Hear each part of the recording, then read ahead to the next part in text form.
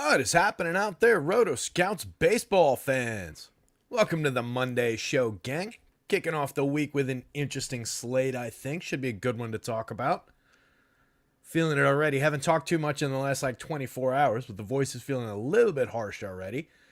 Was belting out a bunch of cover tunes at the Me First in the Gimme show over the weekend in Asbury Park on Saturday night. Definitely woke up feeling a little bit hoarse with the ears still ringing yesterday. Still suffering from it, I guess, a little bit today, but we'll talk through it. Either that or I'll lose my voice halfway through the show and you guys can go read the article, one or the other. Free article breaking down all of this stuff for 9 games that we're about to talk about up on the site. Free projections are up on the site. Police car or an ambulance going by outside. Top stacks, power index, home run picks, all that good stuff's up on the site. I just threw the basketball projections up on the site for free for tonight's little 3-gamer. But we're here to talk about baseball. Much more interesting baseball slate, I think, than basketball. Lot to work with today. There's some good value pitching today. There's some good top-end pitching. There's some really interesting hitting situations to talk through. Kind of psyched to go through this one with you guys. We got Cujo here already. Cujo wishing everybody a good Monday. Good Monday back to you, Cuj. And Andy Melman's here. Good afternoon, Andy. Well, peace up to Andy as well. I'm sure there's some other folks hanging out and just keeping quiet to get started. There's Larry C. Larry's going to Asbury Park this Sunday. What's going on in Asbury this Sunday, Larry? Anthony Taylor's here. Let's get it. Let's get it indeed. Had some killer lineups over the weekend that were let down completely by pitching. Brutal to have just... it was, Saturday, I think? Pretty sure it was my Saturday lineup that I was Twins-Yanks. Twins went off for 12 runs. Yanks went off for 15. I had the Willie Castro, Kyle Farmer combo in there that we love. All the right Yankees. And then Aaron Savali went up and put up a 4 in that lineup from on the mound, pitching against the White Sox. White Sox played spoiler against some good Rays pitching this weekend. Aaron Davis checking the lineups as they come in. Yeah, let me know anything crazy. I've got the most recent ones as of 2 minutes ago updated up on the site already. Michael Knack, what's going on, bud? Yeah, Anthony Taylor, I'm with you, man. It's just brutal when those pitchers don't come through, especially in such good spots. It's like, and we're going to unapologetically continue to target that White Sox team, target the Athletics a little bit, some of the bad teams in baseball that are worth targeting. We're going to continue to do that. I think I said it on the Friday show about the White Sox. I forget who pitched for the Rays on Friday. But I think I said it on that show. Some days the White Sox are going to come out and put up 8-10 runs. And they went out, I think, that night and scored 8 runs. But yeah, they'll get us sometimes, but more often than not, that spot's going to succeed. But it was just brutal to have with the hitting combination over the weekend. But we move on. That's the nature of the beast. Got a really good slate lined up tonight to talk about, I think. Spoilers, Joe Ryan at the top of the board here, going up against that very White Sox team. Looks pretty fantastic. That's not the first game up. Let's start with the Vegas board. These are the lines from, these are the opening lines or the mid-morning lines from when I put the sheet together. I can update it before we get to lock. I'll do a final update on the projections, but maybe some minor movement. But overall, interesting board. A couple beefy run totals, particularly that Dodgers-Diamondbacks game looks pretty interesting with a couple of weak lefties. Both teams trending up pretty high and a 10-run total in that one. But we start with the Royals at the Blue Jays, 9-run total. 4.20 on the Royals side, 4.90 actually, rounding up on the Blue Jays side. Really interesting number for a really scuffling Toronto team. That line might have come down a little bit. I think it was Bo Bichette not in the lineup for Toronto. Yeah, Springer, Vladdy, Turner. So no Bichette in the lineup. Not that he's been good at all, but the top 3 hitters, their stars, have been really dragging that lineup down. It's been a little bit problematic for Toronto. So I don't know that I love going to that spot, even with one of the heavier totals on the board, but we'll give it a good look. The Cubbies at the Mets, 7.5 run total there. Cubbies getting 3.61 to the Mets, 3.98 on the other side. The Rays and the Brewers, 8.5 run total there. Another close one, 4.20 for the Rays, 4.39 for Milwaukee. The Twins at the White Sox, I just mentioned Joe Ryan taking the top spot on the pitching board, going up against the lowly White Sox. He's got them checked to 3.32 or 3.33 rather implied runs. with a 7.5 total on the board, and I like him even a little bit better than that to keep this team down. He is very, very good on the mound. Just needs to avoid the long ball, really. 4.27 implied runs going in the Twins' direction. Carlos Correa coming back to the lineup for them. They're going up against Garrett Crochet, who's been a little bit up and down in terms of the results, but under the surface, everything still looks pretty intact for the guy that we thought he was after those first 2 dynamite starts this year. So it's going to be an interesting one to watch there. The run total certainly respecting the pitchers a little bit on both sides, so compelling reasons to go to Crochet, or at least consider him. Phillies and the Angels, 8.5 run total there. Love the spot for the Phillies going up against Griff Canning. Kyle Schwarber, the home run pick of the day. Canning, a talented guy, had a really good second half last year, but even then was a bit of a launching pad and has been mostly, hasn't given up a home run in his last 2, but has been a home run launching pad early this season. And I like the Phillies lefty bats. I really like the power upside. 3.99 implied total on the other side for the Angels. Kind of like the opportunity for Philly to put them down pretty easily here. The Dodgers and the Diamondbacks, again, don't really like either of the pitchers in this one. Think this is an easy source of offense. I've got the Diamondbacks in my placeholder right now. I like them going up against James Paxton, who maybe on name recognition, maybe the Diamondbacks don't get quite as popular as I think they ought to be in this spot against Paxton. Paxton was good last year, and we'll look at him, but the results this year have been pretty low end so far. It's very, very early, but it's very late in James Paxton's career, and he's had a lot of ins and outs. So I think it's a spot we can target on the Diamondback side with bats, and then certainly the Dodgers going up against Tommy Henry, who hasn't been completely awful to start this season, but doesn't really have any positive qualities going for him other than that. 5.39 implied total, highest on the board for the Dodgers, easy enough to get to. Pirates and the Athletics. Oddly interesting pitchers on both sides, believe it or not. For one, given the ballpark and the nature of both the Pirates and the Athletics, as lower end teams, I like the Pirates a lot better than the Athletics overall, but they're both, lower end. And there are qualities to like about both pitchers. Bailey Falter's been successful so far this year and is facing a very low end athletic spot, but in the long term kind of lacks real strikeout upside. Might spike a decent strikeout game and give you 6 or 7 clean innings in this one again, though, and has been pitching in pretty good form. And then on the other side, Boyle has been all over the place, but does have some pretty significant strikeout potential. If he can wrangle the walks, he's been doing all right at keeping power in check, so it could be an okay spot to roll some value dice on Joe Boyle, too. So just a weird one there. 4.26 implied runs for the Pirates, 3.83 for the A's.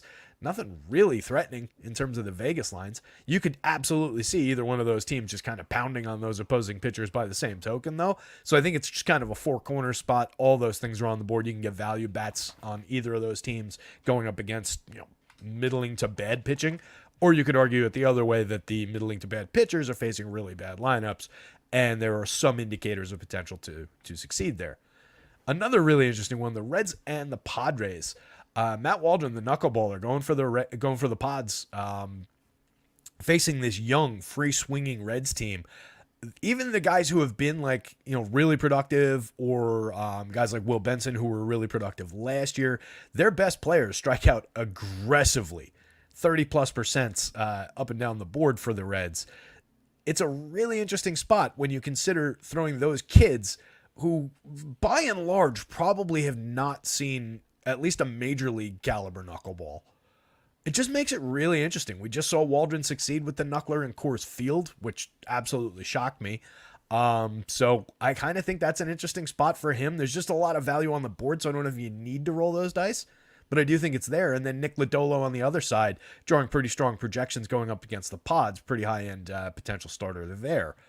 Max Fried is extremely cheap in the last game of the slate. Oh, by the way, that one's really close in Vegas. 4.06 and 4.02 runs. And then a really interesting pitching matchup in the last game of the night, too. For one, in a little bit of a pitcher's park out in Seattle. The Seattle rotation, if you've missed it, has given up limited runs in the last... I'm just seeing Larry's note. Did I see where Judge is playing tonight? No. Where's Judge playing tonight?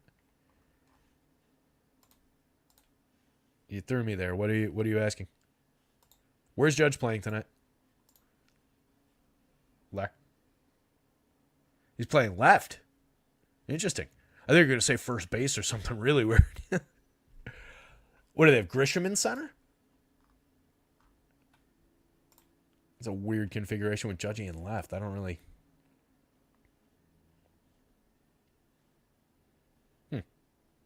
Interesting. Weird. Larry tripped me up there. I'm not sure why Judge would be playing left field necessarily. Anyway. So, last game on deck. Max Fried, incredibly cheap, going up against the ridiculously free-swinging and pretty lousy Mariners lineup. But what I was saying, the Mariners, if their lineup could hit at all, they would be a deadly good baseball team because their pitching is ridiculous. They've given I forget what the number was that was all over Twitter over the last couple of days, but if you follow any baseball accounts on Twitter, you've probably seen it. But just they've kept opposing teams in check for runs scored over the last 15 games to absurd degrees. And you get another dose of that with Bryce Miller tonight. He's been a big part of that. He's been a very talented pitcher for them so far, including last year and the start of this year. It's just a really bad spot with the Braves in town for him, but you can see what the Mariners quality and, to a degree, the ballpark is doing to even the Braves. Just a 4.12 implied total for Atlanta. That's really low for an Atlanta Braves team that pounds basically any pitcher they face. And then the Mariners on the other side against Fried, who typically doesn't allow power, doesn't allow a lot of home runs, they're drawing just a 3.46. So it's a pitching-oriented last couple of games here. And outside of this game, there's a lot of interesting spots to maybe grab some cheap arms. Looking at some of those arms, let me do that.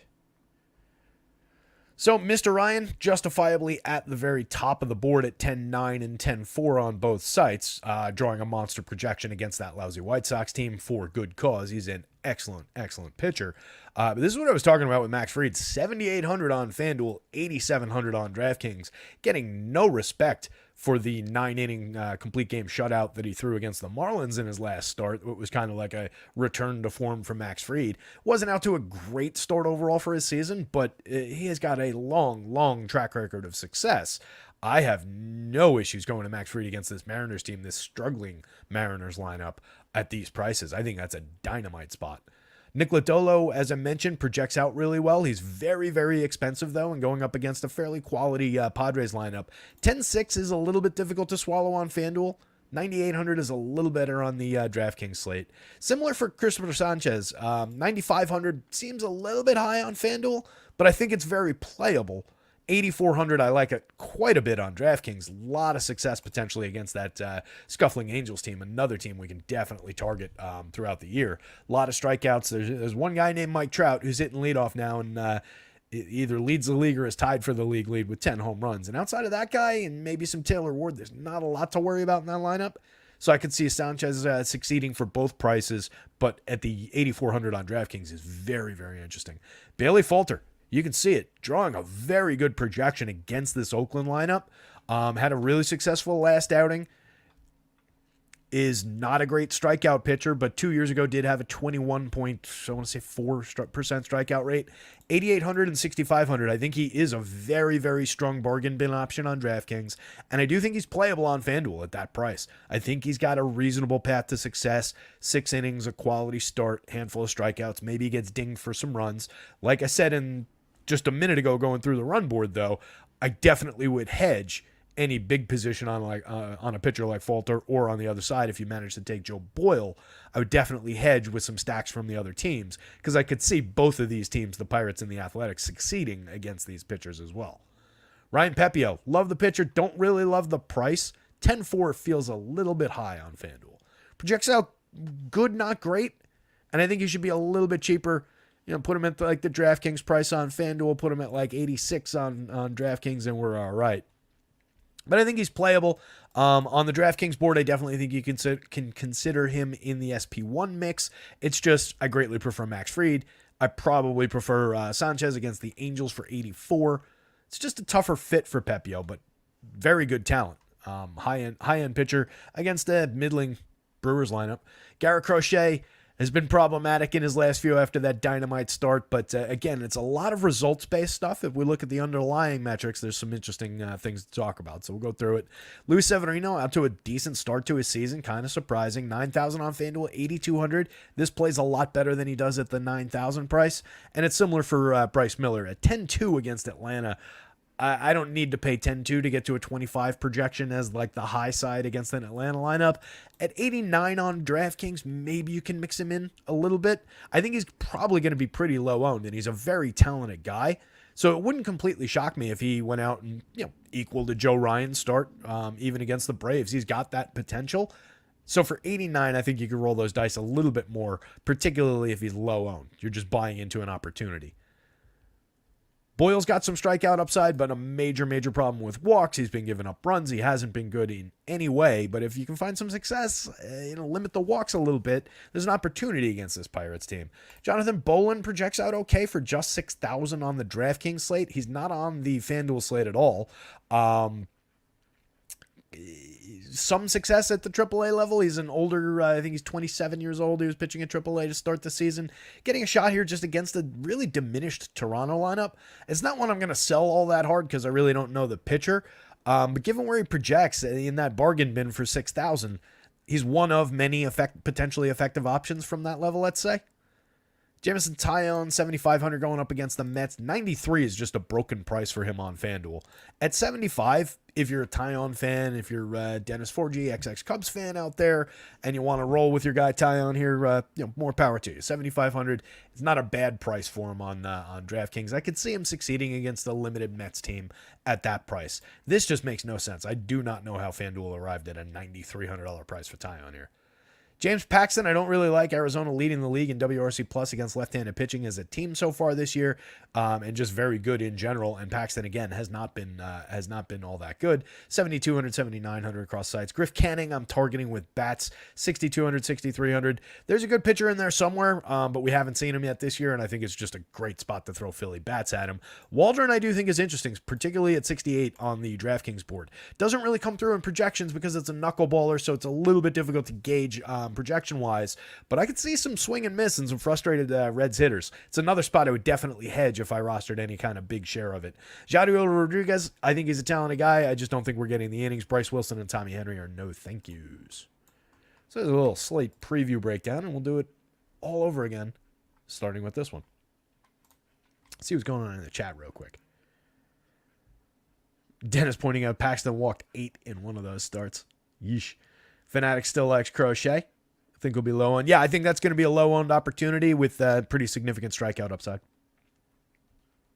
Larry, don't worry about it. Larry's apologizing for pointing out that he was playing in left field. Aaron Davis, congrats. 3rd in a dime contest Friday. Highest placing of the year. Nice work, buddy.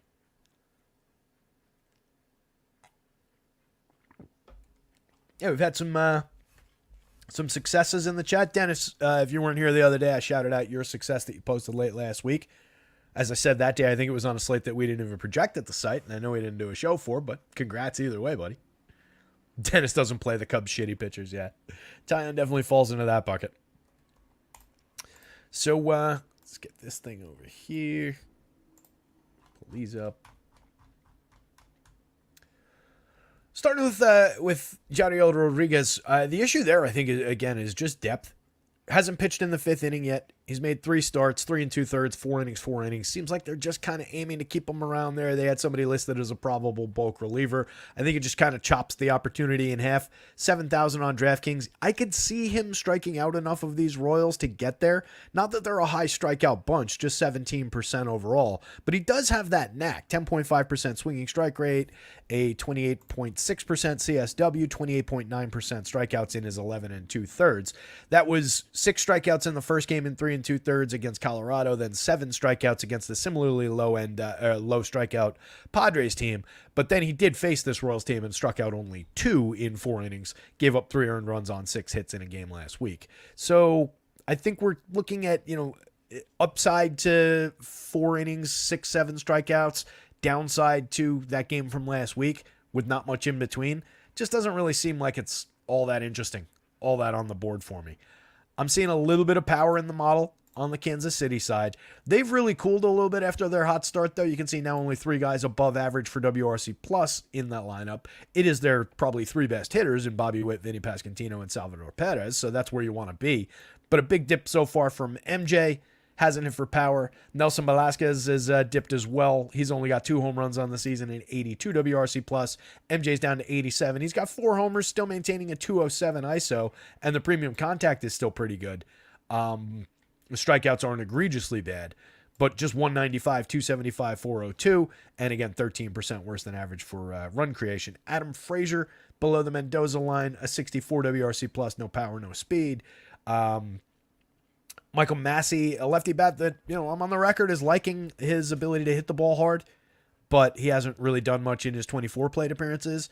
And last year we were talking about 15 home runs and 461 chances. It's a little bit there from the left side of the plate, but if we're dipping down to the 8th spot in the Royals lineup, it just doesn't feel like the right spot for it.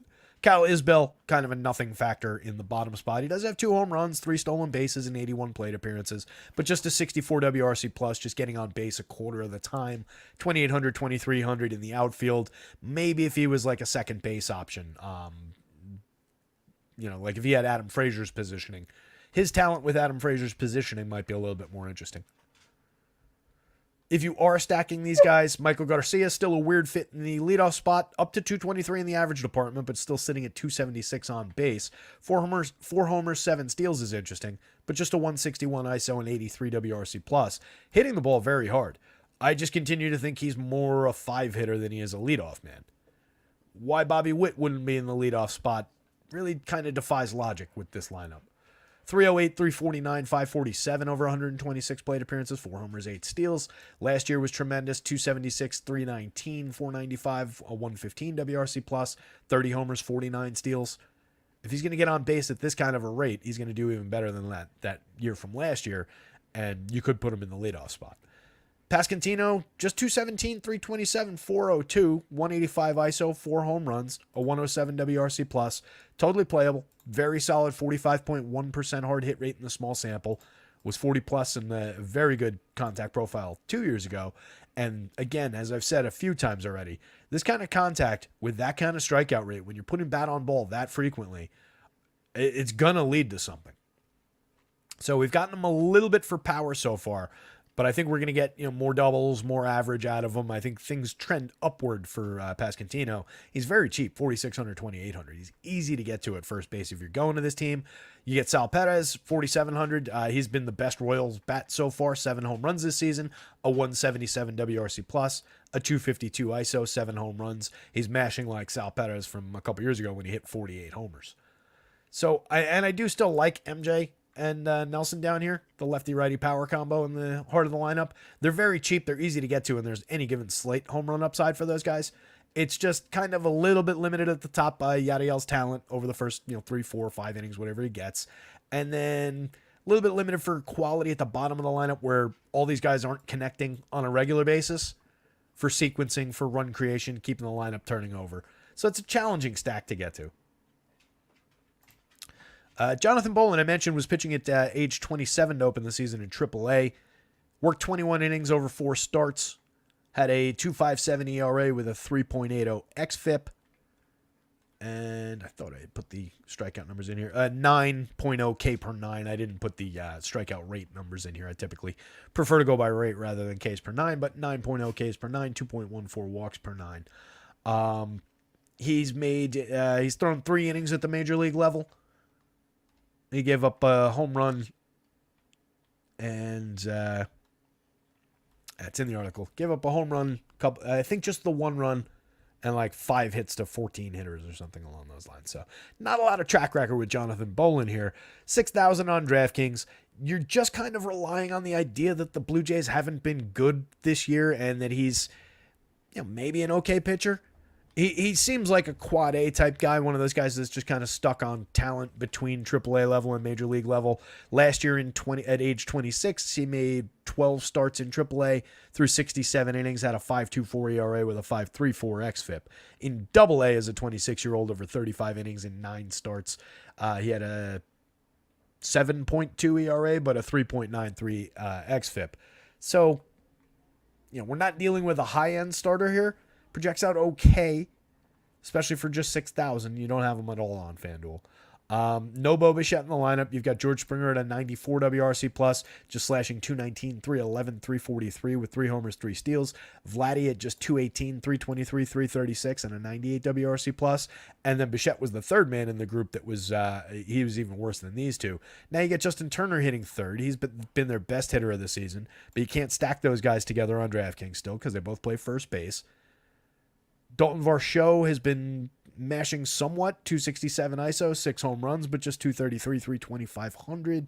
135 WRC plus is very good for just 3,900, 3,100. I could see it being a decent Blue Jays day. It's just I've thought that in a few spots already this year, and they've just continually burnt us with these slow starts. Danny Jansen hitting 5th, does have a little bit of home run upside, 6.75 in the home run model, 6.79 above him for Varsho. Vladdy leading the team at 9.39. Jansen's interesting at catcher just for the spot in the lineup for a little bit of power upside. One home run in his 27 plate appearances so far this year, putting bat on ball very well in a very limited sample of batted ball events so far. Just a cheap catcher with realistic power upside from the right side. Davis Schneider, 3,700, 2,800 across sites. He's got 3 home runs, but is otherwise fairly uninteresting. A 228 ISO is good. A 130 WRC plus is good. 228, 333, 456. Maybe I overstated that. Maybe he's a little bit interesting. The premium contact is very nice. 17.1% barrels this year. 17.8% barrels last year in a 141 plate appearance sample. Kevin Biggio already coming back down to earth after a decent start. Isaiah Kiner-Falefa just basically here for defense. And then Addison Barger, an okay prospect profile. He's the dead min on both sites. He's an outfielder on DraftKings, which makes him more of an also-ran. Shortstop at dead min on FanDuel is a little bit more interesting. He's 0 for his first 11 in the show. Yeah, no major sales point there. So this is a game where I wouldn't really have any inclination to play either of these pitchers. Jadiel doesn't really look right for the short start that we're likely to get here. Bolin, I just have no real track record of and didn't pitch all that effectively at an advanced age in the minor leagues. He's 6,000, but a bunch of guys are in that price level that I like better. So I'm kind of leaving both pitchers on the shelf, and then I could see both lineups succeeding, but neither one is really looking like that much of a priority to me. So it's kind of it's an ugly 4-corner spot where everything's like loosely okay, somewhat playable, but not really, and certainly deprioritized. If I had to yes-no it, it would probably be like the lowest end, least faith yes of all time on that $6,000 Bolin play on DraftKings. Be a no on Jadiel, unless I knew for sure he was getting 5 innings. That would make him somewhat interesting on DraftKings. And it's like a really light, probably really light yes for the Blue Jays lineup and less so for the Royals. I think that's where I'll stand on that. I'm trying to justify the Royals. I mean, Larry's saying, Carlos Soto likes the Blue Jays. Carlos is saying load up on Toronto today. All right. What's up, Carlos? Hi back to you, buddy. Fanatic calling the Baltimore World Series in the next 3 years. Look at the swing on Dalton Varsho all of a sudden. Now we're calling Dalton Varsho always a good one-off. Per Fanatic in the chat. Larry C likes him. Hey, he's been rolling. He's been hitting for a little bit more power this year, but remember, just like 2 weeks ago, we were talking about how disappointing he's been since coming to the Blue Jays and how unfair that trade was. Had an okay to disappointing year last year. Killer spot in the lineup, hitting 4th. The price is right, 3,900, 3,100. Good opportunity against, again, a guy who has extremely limited MLB experience at age 27. If you're not already pitching in the show by age 27, you're probably not a major league pitcher. So, yeah, I think there's enough justification to get to this Blue Jays team, and on top of that, you also get an extremely discounted George Springer and Vladdy Guerrero and a fairly priced Justin Turner. So, and that's why they were like the loose yes between the two offenses. But not a priority for me. I really don't see either of these teams as a priority, and certainly the same for the pitchers.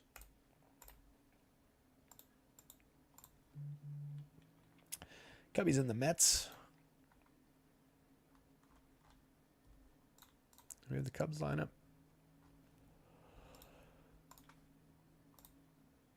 The start by Luis Severino, it's not totally like shocking in that he's been a very good pitcher when healthy throughout his career. But it is Judge's first career start in left field per underdog. It's a weird decision, man. Why mess with him? Especially right when he's starting to get things going. Just bugs me. Don't give him something else to think about. Anyway, Severino. So going back in time, Sevy was a talented guy with a fairly high strikeout rate pitcher. But it's just missed so much time over the years. 102 innings 2 years ago in 19 starts, had a 27.7% strikeout rate, 3.18 ERA, 3.38 xFIP. Last year, 89 and a third in 18 starts, a disaster. Had a 6.65 ERA, a 4.83 xFIP, and an 18.9% strikeout rate. Major dip last season coming back. But is out of the gate this year, 22.4% strikeouts is pretty decent over 27 innings, 5 starts, 2.67 ERA is dynamite, not betrayed that much by a 3.51 xFIP, somewhat realistic. This is where I question the strikeouts. 7.8% swinging, 24.4% CSW. We're not generating a lot of strikes. We're not throwing a lot of called strikes. But he's not giving up any barrels. 37.5% hard hits. Stuff plus rating is above average by a little bit. Hasn't really given up much power. I think it's realistic. If he stays healthy, he worked through 6 innings in each of the last 2 starts, worked exactly 5 in each of the first 3, so they're giving him a little shot to get to the quality start bonus. Struck out 5 over 6 innings, gave up 3 earned to 24 hitters against San Francisco. Struck out 4, walked 3, no earned runs, 1 run on 5 hits to the Pirates in the game before that. One of the issues with, calling it a true return to form, for one, the strikeouts are significantly lower, and those other, strike throwing indicators are certainly down. But he's also, faced the Giants, the Pirates, the Royals, the Reds, and the Brewers. None of those is a bad team. But none of those is, he hasn't gotten through like the Braves yet. He hasn't gotten through, the Dodgers or any of these really high-end teams. So I'm happy to see it, but I remain not skeptical. Skeptical sounds too harsh. I'm approaching it with optimism, but a healthy dose of reality, of realism. I think that's the right way to put it. At 8,200, I think that makes him playable on DraftKings. At 9,000 on FanDuel, makes it a little bit dicier. He's on the board if you're building a bunch of stacks, but I don't love this Cubs team matching up against him. Just given their skill at getting on base, creating runs, playing a little bit of station to station. They've been up and down to start the season. They're missing one of their critical parts in Cody Bellinger for a while here. They've got some young power in the lineup in a guy like Michael Busch. They've got some older guys that we know and love over the years, like Dansby Swanson in the lineup, who can hit for power, who can steal bases, who can get on base. Dansby's been up and down to start the year. They've got Pete Crow Armstrong on this team now at 2,500 on the bottom of the lineup. He's off to a very good start over his first 14 plate appearances in the show. So there's just a lot to like in the Cubs lineup, and I think it is a team that could, if he's not really on form, I think this is the kind of team that could be a little bit patient with him, and find some success. Nico Horner, 4,100, 2,900 at the top of the lineup, 282, 359, 369. We've talked about it a couple times already. Only 1 stolen base so far. He was caught 2 times already that I know of, and probably another couple of times since then. But if he's getting on base that much, the stolen bases are going to come. He's going to be running more. 110 WRC plus. He's a correlated scoring option, but he's a good hitter who gets on base ahead of guys like Tauchman, who's got 3 home runs oddly this year. 429 on base percentage is dynamite. That's what we're typically looking for from Tauchman. But he's been putting bat on ball really effectively. Limited number of batted ball events, but still 13.5% barrels, 42.3% hard hits, 294, 429, 500, a 206 ISO to start the year over 84 plate appearances. It's a great start for Tauchman. He's only 2,500, 3,400 if he's hitting up here in the lineup. Ian Happ, a 339 on base, typically that's higher. The average is typically higher. The home run output has been disappointing. The ISO is disappointing so far. Just a 97 WRC plus, but I know that Ian Happ is better than this over time. And even a 339 on base, that's still, even with the struggles, that's still not bad. Chris Morel, a lot of power, 11.18 to lead the team in the home run model. Michael Busch, 7.09. He's got 6 homers in 103 plate appearances. Morel has 3 homers in 112. Dansby's also got 3 homers in 112 plate appearances. Morel and Dansby haven't been as good so far as Busch has been, but all 3 of those guys are in play in this spot against Sevy from the middle of the lineup. Nobody is over even 4,300 on DraftKings. Everybody's in the low 3s at the top of the lineup here on FanDuel. I think they're very playable for the money. And if you get them on a bad day where they get to Sevy, that could be an interesting stack to pair with another, to pair with high-end pitching, to pair with another high-end lineup for more expense. Matt Mervis, kind of a disappointing start to the season, over 17 plate appearances, just 133, 188, 133. I think we can give him a little bit more time than that, though. 0 ISO, 0 barrels so far. Obviously, 0 home runs to go with that. Miguel Amaya, a cheap, mix-in catcher at best. And then Crow Armstrong for 2,500 on either site is out to a 385, 385, 692 start. 199 WRC plus with a homer on the board. Kid's supposed to be able to hit. And apparently a hell of a defender in center field, from what I understand. Not that we get points for that. Carlos Soto, my Cubs have popped. Yes, they do. Another Cubs fan in the house. Look at that. Aaron Davis saying even the worst teams have a few games a year where they put up a big number. Tonight is a good spot for the Blue Jays. I do think that, as I said about the White Sox the other day, and then they proved it twice over the weekend. Yeah, the worst teams in baseball are going to have, it's not even just a few games. They're going to have 40, 50 games a year where they put up a handful of runs, and then, a third of that will be a significant amount of runs. It's just like with pitching. The best pitchers in baseball are going to have 8 to 10 pretty lousy starts every year. Right? Nobody's going out there and making 33 amazing starts every year. Anthony Taylor saying Schneider going yard now since I backtracked on him. Verdugo had a kid. That's why he's out of the lineup. Verdugo's on paternity leave. Congratulations to Mr. Verdugo. I wonder if he's barking at it. I'm not the biggest Verdugo fan. I like what he's done at the dish so far this year for the Yankees. I'll give him that. Maybe he'll grow on me over time. Nick, what's-his-face certainly did. Swisher. Similar kind of personalities, feels like. Mets confirmed lineup. Going up against Taillon. Definitely a spot you can grab some Mets. They haven't been the most productive team overall. You can see Alonso in the middle of the lineup with 8 home runs to lead the team, a 257 ISO, a 137 WRC plus. All of that is team leading.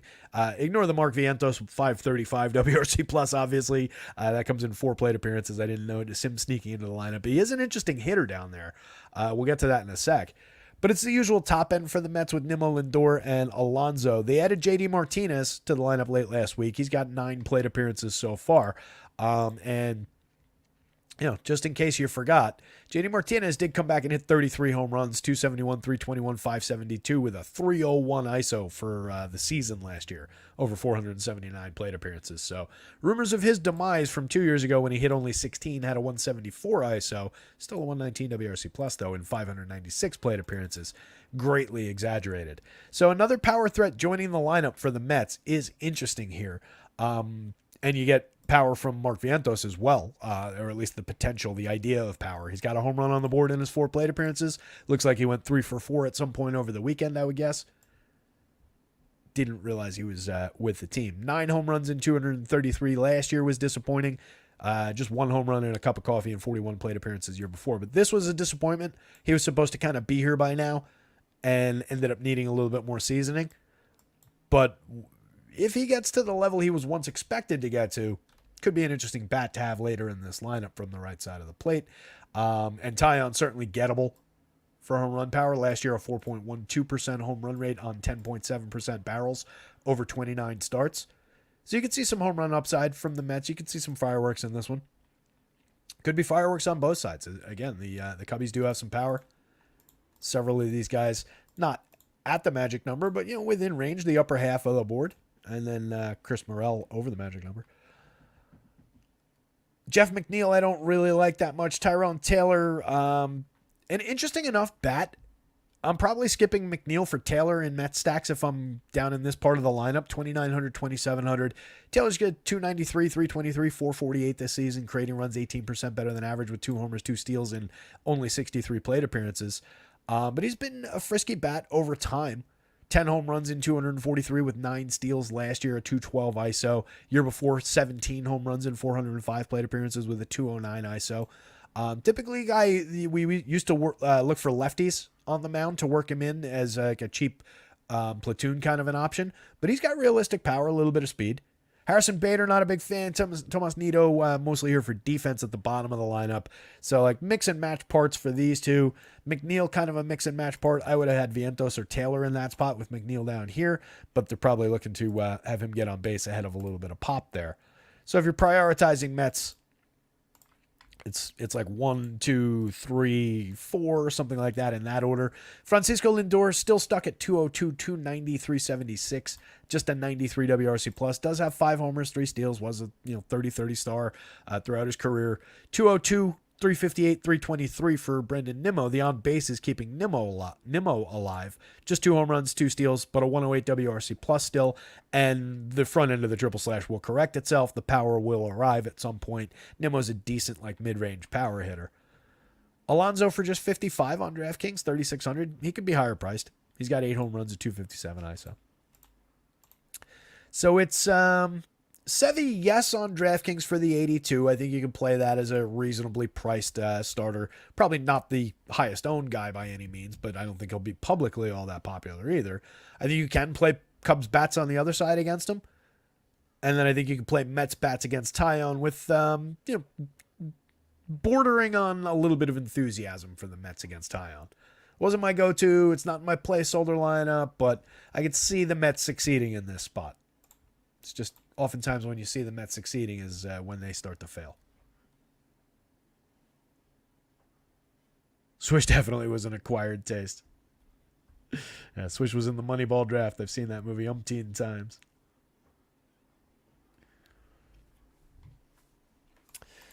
Yeah, I think that's everything to say about this one, right? Both lineups moderately in play, Sevy in play. Taillon is a no for me, and especially at 9,300 on FanDuel. I really don't think we have enough to succeed with at 75 on DraftKings, but again, it's not a terrible projection if you want him. I just like the Mets side a little bit better. And 93, again, I just have no idea where FanDuel got that number from. It's just a bad price. Let's check lineups. Jesus Luzardo, mild flexor strain, played catch on Monday. That's good. It's good because, not that he's hurt, but it's good that he's not that hurt. Doesn't look like we have these lineups yet. So Bryce Wilson making his 3rd start of the year. He's also made some relief appearances. Overall for the season, a 21.4% strikeout rate in 18 innings, a 3.50 ERA, but a 4.07 xFIP, a massive 5.71% home run rate on 10% barrels so far, just inducing 7.3% swinging strikes, 25.9% CSW. That amounts to 4 home runs allowed to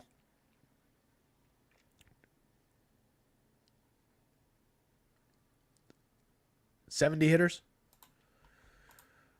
So it's an aggressively high percentage, but it's still a very, very small sample. And as we know, home runs a little bit wacky, a little bit of happenstance in there. Last year, 2.87% on 7% barrels. That's entirely in relief, 76 2/3. Not very good for strikeouts at 19.4%, a 2.58 ERA, but a 4.72 xFIP is a lot more honest. Low strike throwing numbers. Similar results the year before, worse results actually, 5.52 ERA, 4.54 xFIP, just a 15.5% strikeout rate. That was as a full-time starter, 20 starts, 115 2/3. Again, similarly bad strike throwing numbers and a similarly high home run rate. So I think as a starter, we're probably working into more power with Bryce Wilson. None of this is appealing. None of this is a good excuse to roster Bryce Wilson, even at price. Even with the Rays kind of scuffling along so far this year, just doesn't look like a good spot. On the Rays side, they didn't project out great. Part of that is just terrible starts by Yandy Diaz and Randy Arozarena. The two of them, 79 WRC plus for Diaz and a 45 for Randy Arozarena. Diaz at 232, 293, 304. Very uncharacteristic start for him over a small sample of 123 plate appearances. And then Arozarena, very bad start at 152, 226, 257. 3 home runs, 4 steals for him. Just a 105 ISO, 6.9% barrels is down from 12.3% in a full season last year. But again, star caliber player over 115 plate appearances, you'll get wacky results like that. This is a nothing sample, even still. The guys from one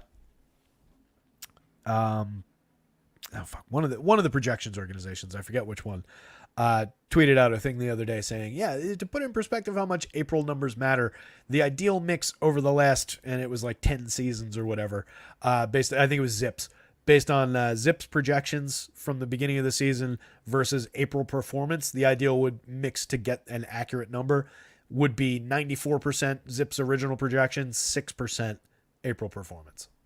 April, it doesn't matter. Any chunk of 100 plate appearances really doesn't matter that much. It's just on the screen, and we just refer to it to have something to talk about during these shows. That said, Richie Palacios off to a nice start. 3 home runs, 3 stolen bases for him, a 171 WRC plus. He's having a season like everybody on this Rays team had last year. Isaac Paredes is off to a very strong start to the season. He's got 7 homers, a 235 ISO, 275, 348, 510 triple slash, creating runs at a 148 WRC plus. Last year he hit 31 home runs to lead this team in 571 plate appearances. It's been a really good power hitter over the last 2 seasons or last 18 months, whatever you want to call it.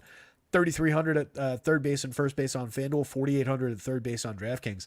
I don't feel like the pricing really respects Isaac Paredes enough. So if you're going to Rays, he's a priority for sure. 9.95 in the home run model. If he was one spot further up, that would probably be a 10. Ahmed Rosario, another player, capitalizing on a really good opportunity here. 100 plate appearances. He's at 320, 340, 454. Creating runs 33% better than average, 2 homers, 3 steals. $3,000 shortstop on FanDuel, $4,600 second base or outfield eligibility on DraftKings. Easy enough to click into lineups if you're stacking Rays. The power is limited, but there is potential for a little bit more power than we've seen. Maybe a little bit more power in a game by game sense in this spot than that 392 in the home run model might indicate. Howard Ramirez, a good line drive hitter out to a clunky start to the season at 67 WRC plus. I expect him to round into form. He's never the best option for power. He hit 12 home runs last year, but you can see the front end of the triple slash 313. He's good at getting on base. So a good hitter, just not in a great spot. 3,800, 2,700 later in the lineup. Ben Rortvedt, mostly here for defense, out to a 378, 472, 444 start, over 53 plate appearances. But backup catcher type talent at the plate. Jose Caballero, Jose Siri to round things out. Caballero's got 9 stolen bases on the season. Siri's got 6 and a home run. Caballero's got 2 home runs already. Siri's definitely off to the weaker of the 2 starts, but they're both reasonable mix and match options. If you're going around again on that Rays stack, you could grab one of these 2 guys, wrap around to the talent up at the top of the lineup. So I don't think you play Bryce Wilson against their struggles. I think you can. It could be a potentially good get-right day for Yandy Diaz and Randy Arozarena and the rest of the middle of the lineup. These 3 guys have been good. So it's an easy enough 5-man off the top. You can mix in Harold Ramirez. I have faith in his return to form. So really, 1 through 9, these guys are playable for cheap prices against a, at best, mediocre pitcher who's given up a ton of power already this season. Targetable spot for the Rays bats. On the other side, Ryan Pepio. Really like the opportunity for him. 9,100 on DraftKings kind of shines at that price. 10.4 is a little bit high for the projection we're getting on him, but over 28 and 2/3 innings, we're getting a 28.2% strikeout rate from him. Walks are a little higher than I would want at 9.1%, but a growing, developing young pitcher, and with that 9.1%, he's got just a .98 whip. So he's doing something right, and part of that is a swinging strike rate that sits at 13.7%, 29% CSW. He's given up a few barrels. Few home runs, but not tragic. 43.5% hard hits, 90.3 miles an hour of exit velo on a fly ball trajectory. This is going to lead to some home runs. He's given up 4 on the season. 1 homer in his last start. 2 homers against San Francisco 3 games back. And then 1 in his first start of the year. But only one of his starts has been unplayably bad. 5 2/3 against the Rangers on April 1st, gave up 6 earned runs, struck out just 3, walked 4, gave up 4 hits. Went 6 in the next start, 3-hitter, struck out 11 at Colorado. It was like the best start in Coors Field history by a visiting pitcher, I believe. The Giants in that start, he struck out 6, walked 1, gave up the 2 homers, 4 earned runs, total 5 hits. But that's not a bad start necessarily outside of the 2 home runs. 2 mistakes in a 5-inning start is all right. Came back in the next game, faced 23 Angels, struck out 7, walked 3, 1 earned run on 3 hits. Also 3 hit the Tigers in the last start, 4 strikeouts, 2 walks, gave up a homer in that one. That was the only run on 3 hits and 6 innings pitched. So we got to the quality start. We've got fairly reliable depth of shooting for the quality start bonus. I like the Rays' opportunity to win this game. So I think he gets a really good crack at the win bonus on DraftKings for 91. Really like Pepio in this spot. It's a Brewers team that this projected version of the lineup has a 22.8% strikeout rate, but they're without Christian Yelich, their best overall player. It's kind of a non-threatening lineup. They're going to hit for some power. They're going to steal some bases. They've got some decent run creation marks early. I just don't think they're high end. I think Pepio's got more than enough to succeed in this spot. Sal Frelick, kind of a light hitter out of the top spot. He's got 3 steals on the season, creating runs 9% worse than average. You get William Contreras, possibly the best hitting catcher in baseball right now. Over 125 plate appearances, he's at 352, 432, 556. He's got a 204 ISO, and he's created runs 76% better than average. He's been dynamite. I love just to grab him as a catcher one-off. His price is up at $5,400. So versus some of the cheap catcher one-offs, it's a different kind of opportunity, but you're getting an excellent hitter at the position where it's typically pretty weak hitters. 8.65 to lead the second on the team in the home run model. Rhys Hoskins leads the team at 9.57 in the home run model. Hoskins costs just $4,500, $3,100. He's got 6 homers on the season, a 239 ISO. His creator runs 17% better than average, striking out just 21.9% of the time. With that, 228, 314, 467. It's a little bit of power or bust from Hoskins, but 14.3% barrel certainly knows how to get the fat part of the bat on the ball. Willy Adames already starting to cool in the triple slash, but still at 128 WRC plus, 3 homers, 3 steals. A very playable shortstop, especially for 3,200, 4,500 across sites as he continues to hit third in this lineup. It's a pretty interesting power bat to have at the position. Just typically we get more strikeouts, a lower average, a little lower on base out of Adames, and like I said, it's already starting to trend in that direction. Jake Bauer is a 196 ISO and 88 WRC plus, over 60 plate appearances, 2 home runs, a low end, everything else, just 8.6% barrels, 37.1% hard hits. But again, a very, very small sample. You saw what he did with last year's numbers. I forget what that sample size is like. 272 plate appearances last year, 12 homers, just slash 202, 279, 413. So it wasn't a tremendous hitter, but had a dynamite contact profile in that small sample.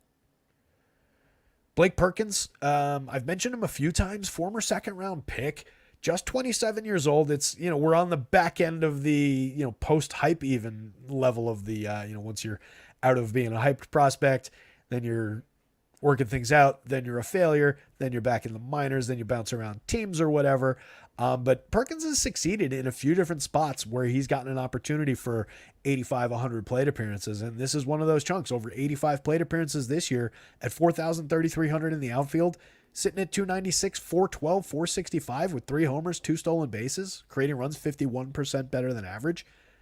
I mentioned his age because, again, we're on the backside of his potential to become a Major League Baseball player. But 27 is like the beginning of your prime years. So maybe he hit that level. He's getting more of a full-time opportunity right now. Maybe we're working with some moldable Play-Doh still here is what I'm saying. So I think he's, if you're going to this team at least, somewhat interesting. 49% hard hits in a limited sample. Bryce Turang, 13 stolen bases this year and 97 opportunities at the plate, 128 WRC plus, 310, 371, 437. He's having a killer season from later in the lineup. Early. Killer start to his season. Again, got to qualify these things. Don't want somebody tuning in for the first time hearing me talk about 97 plate appearances and thinking that I think that that's like a big deal. Joey Ortiz, 2,700, 2,500 across sites. One home run on the season, 131 WRC plus, though, 276, 394, 414, with some expectations that he's going to be able to hit a little bit.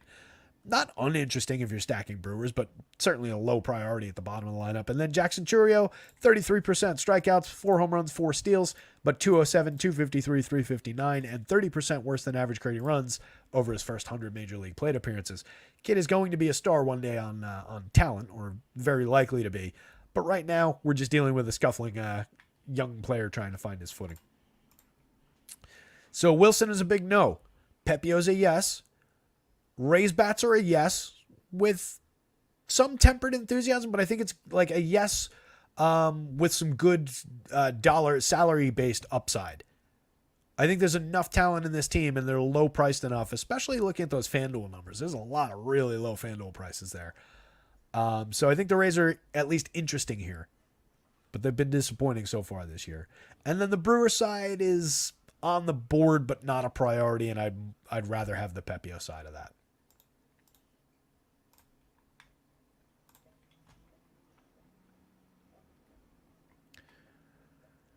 Larry C. saying, I'm starting to think 2021 was the outlier year for Vladdy thanks to the small ballpark for half the year. Something's just not looked right for Vladdy so far, I got to say. There was a good shot that was going around, and it could have just been, one swing or a couple swings or whatever, but the timing just hasn't looked quite right. And it's been for all three of those guys at the top of the lineup. I don't know, maybe they partied too much during spring training together. I don't know what the hell it is, but having all three of those guys off to bad starts has just totally crushed that lineup. But yeah, I do think there's a good case to be made that Vladdy Guerrero is maybe not the super duper star that we once thought he was going to be. And maybe he's just a really good baseball player. Maybe he's just a really good hitter who is in a slow part of his season, but will eventually, round into the form that we've seen, that we saw last year, the year before. But yeah, the elite crazy, 40 home run type power might not really be there. He might be like a 25 to 28 home run guy, which is fine. Dennis says, when Vlad plays like Logan O'Hoppe, he gets priced like Logan O'Hoppe. Good way to put it. Twins lineup is confirmed. Let's see if we got the White Sox in. We do. The White Sox will be threatening Mr. Joe Ryan with a lineup that includes Nicky Lopez, Andrew Vaughn moving up to the second spot in the vaunted, the fearsome, the outrageous White Sox lineup. Then it's Gavin Sheets. Then it's Eloy Jimenez. Then it's Andrew Benintendi, Danny Mendick, Rafael Ortega, Paul DeYoung, and Corey Lee. This is the worst baseball team in the league. No issues saying that. I think it's quite clear that this team is not trying to succeed in any way this year. You don't even get Tommy Pham today. Like, why have Tommy Pham on this team right now if you're not just going to roll him out? Who are we putting in there instead? Rafael Ortega? It's just dumb. They're not trying to win ball games. Joe Ryan's a terrific pitcher. He's a terrific option today. Projects at the very top of the board. High salary, totally worthwhile. Over 28 and 2/3 innings in 5 starts this season. He's got a 3.5% walk rate. That's pretty microscopic, especially next to a whopping 32.8% strikeout rate. Joe Ryan is that pitcher over time. Last year, 29.3% strikeouts, 5.1% walks over 161 and 2/3 in 29 starts. Year before, 147 innings, 27 starts, 25% strikeouts, 7.8% walks. Just getting better over time. He does give up power. He's given up power in the past. 3.31% home run rate on a totally unconcerning hard hit rate and exit velo, but a few barrels. Got him on launch angles. He's a fly ball oriented pitcher. This is what I mean. What I mean when I say there's happenstance in home runs. A little bit more exit velo, a little bit more hard hit this year. Similar barrel numbers. Jumped to a 4.76% home run rate. Faced a few more hitters that year.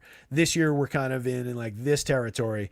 Even though hitters have gotten a few more barrels, they've generated fewer hard hits and exit velo. All this is super small sample for this year. What I'm saying is maybe Eloy Jimenez gets him for a home run. 10.11 in the model. Maybe it's one of these two guys above him in the 8s. There's a little bit of power that seeps through. But Joe Ryan is good for strikeout upside He's going up against this confirmed version of the lineup, has a 26.3% strikeout rate. That's including Nicky Lopez at the top, a totally non-threatening hitter who's sitting at 211, 302, 224, creating runs 40% worse than average with a .013 ISO, a 1.5% barrel rate, and 20.3% strikeout, 20.3% hard hit rate. All he does is just, lightly put bat on ball. If we take that low strikeout rate out of the equation, and to be fair, we'll also take Ortega's 50% over 2 plate appearances out. That puts him at 25%. So it's actually lowering it. I didn't realize the 50% was in there when I started that. 25, 26% strikeout rate for this team as a unit. Easy enough. I think they're very targetable with Joe Ryan here. I wouldn't grab the White Sox in anything but the most contrarian sense of, and we just saw it over the weekend, again, this team will have their days where they score 8 runs, 10 runs, have a productive day, 2 guys hit, multi-run home runs. It's possible, but you're really rolling the dice on low end possibilities. If you want to put a few shares into a portfolio of 150 lineups, that's why you see, some of the pros who are building 150 lineups every day succeed when these teams do go off, because they've just got them in the mix, because it doesn't matter. You can put them in at that level. If you're building 20 lineups, certainly if you're building 1 lineup, 3 lineups, it's just not the right spot. Maybe against a bad pitcher you can get there for value, but against Joe Ryan, just doesn't feel right. If you're doing that, it's those 3 guys, and really only those 3 guys. Jimenez is the best hitter in this version of the team for sure. He's got 3 home runs, a stolen base, a 119 WRC+. Gavin Sheets has been their best hitter so far, 269, 370, 474. He's created runs 43% better than average. He's really holding everything down for this offense. But you can see it in the home run totals. The entire team has 13 home runs. So 3 more than Mike Trout as an individual. It's just a bad lineup. No love for Mendick, Ortega. Paul DeYoung's got 3 homers, but a 215, 271, 415 with creating runs 5% worse than average. Benintendi is a slap hitter. He's got 2 home runs on the season, but a .082 ISO, creating runs 53% worse than average over 102 plate appearances. And a lot of this is the same for these guys in larger samples. Again, these 3 guys are the guys you would want. Everybody else pretty much sucks. Really bad team. Joe Ryan with a bullet. Garrett Crochet on the other side, 8,600 on both sites. 32% strikeout rate. 14.3% swinging strike rate. 29.4% CSW. Are we intrigued? 6.4% walk rate. It's not like the walks have been bad for Garrett Crochet. That was one thing I was kind of maybe thinking would be a hiccup for him. And when I say I mean like everybody at large when he first converted from a reliever to like a flame-throwing starter. It's just been some happenstance. He had a really bad game against the Phillies at Philadelphia. He gave up 3 home runs in that one. That led directly to 7 earned runs. He struck out only 3, walked 2, lasted just 3 innings. Next time out of the gate, 6 strikeouts, 2 walks. Gave up a homer, gave up 5 earned runs against 21 Twins hitters. Similar name on the other side of that game. It's this team. I don't think he was necessarily terrible in that start. A little bit unlucky. And the xFIP number shows you that. 6.37 ERA, a 3.02 xFIP. xFIP doesn't worry about home runs. xFIP takes some of the luck out of the equation. Under the surface, we're pitching well. Sierra says the same thing if you prefer Sierra. If you look at the contact profile, 4% barrels. That's an excellent number. Yeah, 45.3% hard hits, but just 88.3 miles an hour of exit velo. 4.80% home runs. It's a few home runs, just happenstance. Gave up 1 last game, gave up the 3 to Philly. None to Cincinnati, 1 to Kansas City at Kansas City, 1 to Atlanta in a 7-inning start in which he struck out 8. And then had that dynamite first start, struck out 8, gave up 1 earned run, 5 hits over 6 innings against Detroit. We know he's got the ability to pitch deep into games if things are going right. He's just got to avoid the blow up. Just got to avoid making the mistake that leads to the long ball, really. And over the course of his career, going back to the time in relief, he's been very good at avoiding the long ball. That's why you see very low home run rates on the Twins side of things. That's all still in the mix here. I talked about it after that Phillies game with the 3 home runs, just keeping an eye on it. And we're going to continue, even though he gave up 1 and had a bad-ish start in that last game. Going to continue to keep an eye on that. I'm not sold that he's got a home run issue yet. So I do think Crochet is playable. At 8,600, fortunately, he's not so low priced and doesn't project so high that you absolutely have to have him. So we're going to call this one your personal decision. I would play it. I'm planning on playing it. But I can totally understand why you wouldn't, given how the last few starts in a results-based sense have come out. In that Cincinnati start, by the way, he only went 4 2/3, gave up 5 earned, but he struck out 10. There's good, there's bad. A lot of the bad is results based on the surface stuff. A lot of the good is the true nature of the pitcher stuff. So if it sounds like I'm hedging my bets, I'm trying my best to.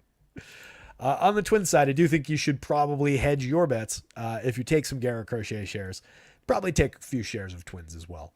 If I did that, it would be kind of just willfully ignoring these home run rates, or just accepting that they're in a realistic sense probably higher.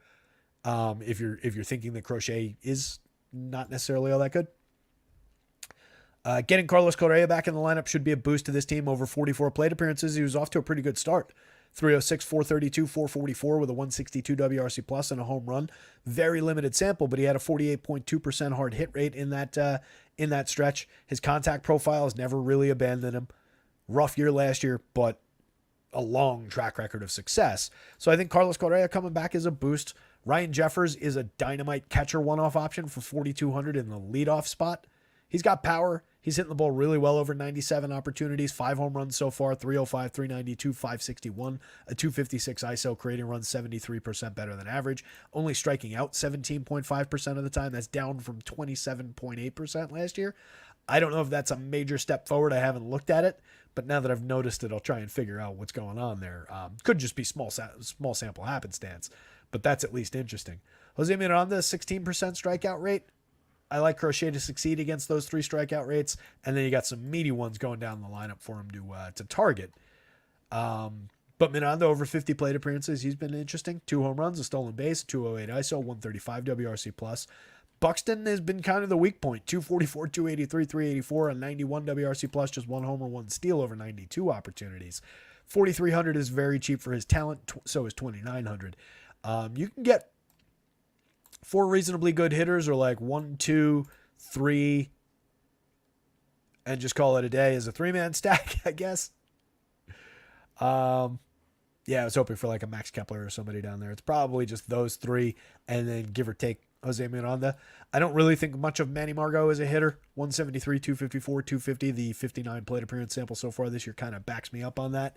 He's mostly here for defense. He does get in against lefties, and he's got a track record of hitting lefties better than righties, but there's not a ton to really attach ourselves to there. Carlos Santana, 2,900, 2,500, 3 home runs, but 182, 265, 318 to start the year, 69 WRC plus, coming off kind of a rough year. Willie Castro, 3,100 at shortstop only, is less interesting than 2,700 with triple position eligibility on FanDuel. 250, 323, 398, a 110 WRC plus, a stolen base, 2 home runs, moderate power, a little bit of speed, an interesting enough player for cheap price and flexibility, as is Kyle Farmer, also a triple position, 2,200 on FanDuel. He's 2,100 second and third on DraftKings. I think he's playable here, but more interesting here. And he's off to a terrible start. 115, 258, 173, a 34 WRC plus, 0 home runs, 2 steals. But we've gotten decent mid-range power as just a sneaky, work him in as a flexible DFS part over the last couple of seasons from Farmer. So I'm not writing him off yet. But it's really, if you're going to this team, you're prioritizing the top 4. And really only 3 of those. So Joe Ryan, massive yes. White Sox bats are a no. Garrett Crochet is a pretty decent yes, with some major question marks and an asterisk that it is your choice whether or not you play him. And then Twins bats, especially if you're rostering a bunch of Crochet shares, I would definitely take some hedge position mostly from the top end of the lineup, with Castro and Farmer as my two favorite down lineup guys for the cheap flexibility on FanDuel.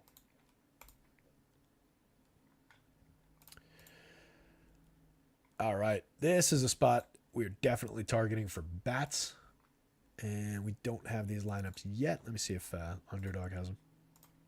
While we're here, hit the like button, hit the subscribe. Appreciate that. Helps me out on the YouTubes. Check out our sponsor, acemind.io, or our partner, or whatever we're calling them. Our optimizer site, our sim site, acemind.io. It's mentioned down in the description of this video. But if you go over there, your first 3 days on their site are always for free, so you can try out the tools, see what you think of them. Confident that you're going to really like what you find. They've got an optimizer and sims for baseball, still running sims for basketball to wind down the season, PGA, NFL when that's in season, MMA, all sorts of other stuff going on. Some great guys over there. Shockingly responsive customer support, lower prices than the entire rest of the industry for those types of products. And if you use promo code rotoscouts, all in caps, 20% off your first month when you decide to subscribe. I almost got that out cleanly. Moving on. Christopher Sanchez, 8,400 on DraftKings, 9,500 on FanDuel. Find him a lot more interesting at the DraftKings price, but he projects out pretty well on either side. I do think he's playable for 95 on FanDuel. This is an Angels team that we're going to be targeting throughout the season. This projected version of the lineup, 26% strikeouts so far this year. It's Mike Trout. It's a little bit of Taylor Ward, maybe a little bit of Miguel Sano. If Drury rounds into form, that's an okay bat against the lefty. You get a bunch of righties here. But they've been bad, and there are a ton of strikeouts here, and they're not a good collection of hitters outside of Trout, stretched over a little bit of time, outside of Trout and Drury, I should say. So I think it's a really targetable spot for Christopher Sanchez. 25.5% strikeouts over 24 and a third in 5 starts, just a 4.2% barrel rate allowed. Very good at limiting hard hit. No home runs allowed so far, 2.96 ERA and a 3.05 xFIP. No real separation there. He's walked a few too many. The whip is a little higher than you'd like, but he's finding swinging strikes. He's throwing strikes. He's limiting power. I like the potential for him. You know, if you're taking away, especially taking away the home run upside for what they do well. Now, that wasn't necessarily on display all last year. 99 and a third innings, 8.2% barrels, 40.2% hard hits, gave up 4.04% home runs, but was otherwise pretty good. 24.2% strikeout rate, only walk 4%, 3.44 ERA, a 3.10 xFIP. Year before was very small sample, just 40 innings, 5.63 ERA. A little bit more problematic that year. But Sanchez has proven himself to be a talented pitcher. Philly's a little bit crowded in the rotation right now. Spencer Turnbull getting a shot tomorrow, but then might get forced out of the rotation. It'll be interesting. Anthony Rizzo, AL Player of the Week. Go Riz. I'm going to stop saying anything about the questions about the concussion now. And Alec, boom. So Sanchez is on the board at 84. I think he's like aggressively on the board. I think it's a very good price for this spot. And then Griff Canning, I don't think I would really play. 18.2% strikeout rate over 24 innings in 5 starts this year. An aggressively bad 9.9% barrel rate on 18.1 degree average launch angle. 38.3% hard hits isn't terrible, but 90.2 miles an hour of exit velo is over the line for what we're looking at as a 90 mile an hour limiter. He's given up a 4.55% home run rate this year. Last year, it was very similar. 4.10% home run rate, 91 miles an hour of exit velo, 9.8% barrels in 127 innings and 22 starts. He's just a launching pad of a pitcher. He's got some ability. You can see last year he finished at a 25.9% strikeout rate, 6.7% walks, 4.32 ERA, a 3.82 xFIP, 12.8% swinging, nearly a 30% CSW. He was dynamite down the stretch in a bunch of starts last year, but we've seen nothing to indicate that we're getting that guy this year. As I mentioned at the top of the show, he did manage to check home run power in each of the last 2 starts. Just 4 strikeouts in each of those games. It was 5 1/3 against Tampa Bay at Tampa, which is certainly not the most hitter-friendly park in the world. And then at Baltimore, 4 strikeouts, 2 walks, gave up 3 earned runs, 5 hits in 5 innings, but didn't allow a home run. The 3 games before that, at Boston, gave up a home run, struck out 6, best strikeout performance of the season. Game before that was in LA against Boston, gave up 3 home runs in that one, struck out 4 earned runs on 5 hits, and then gave up a home run to Baltimore at Baltimore in the first game of the year.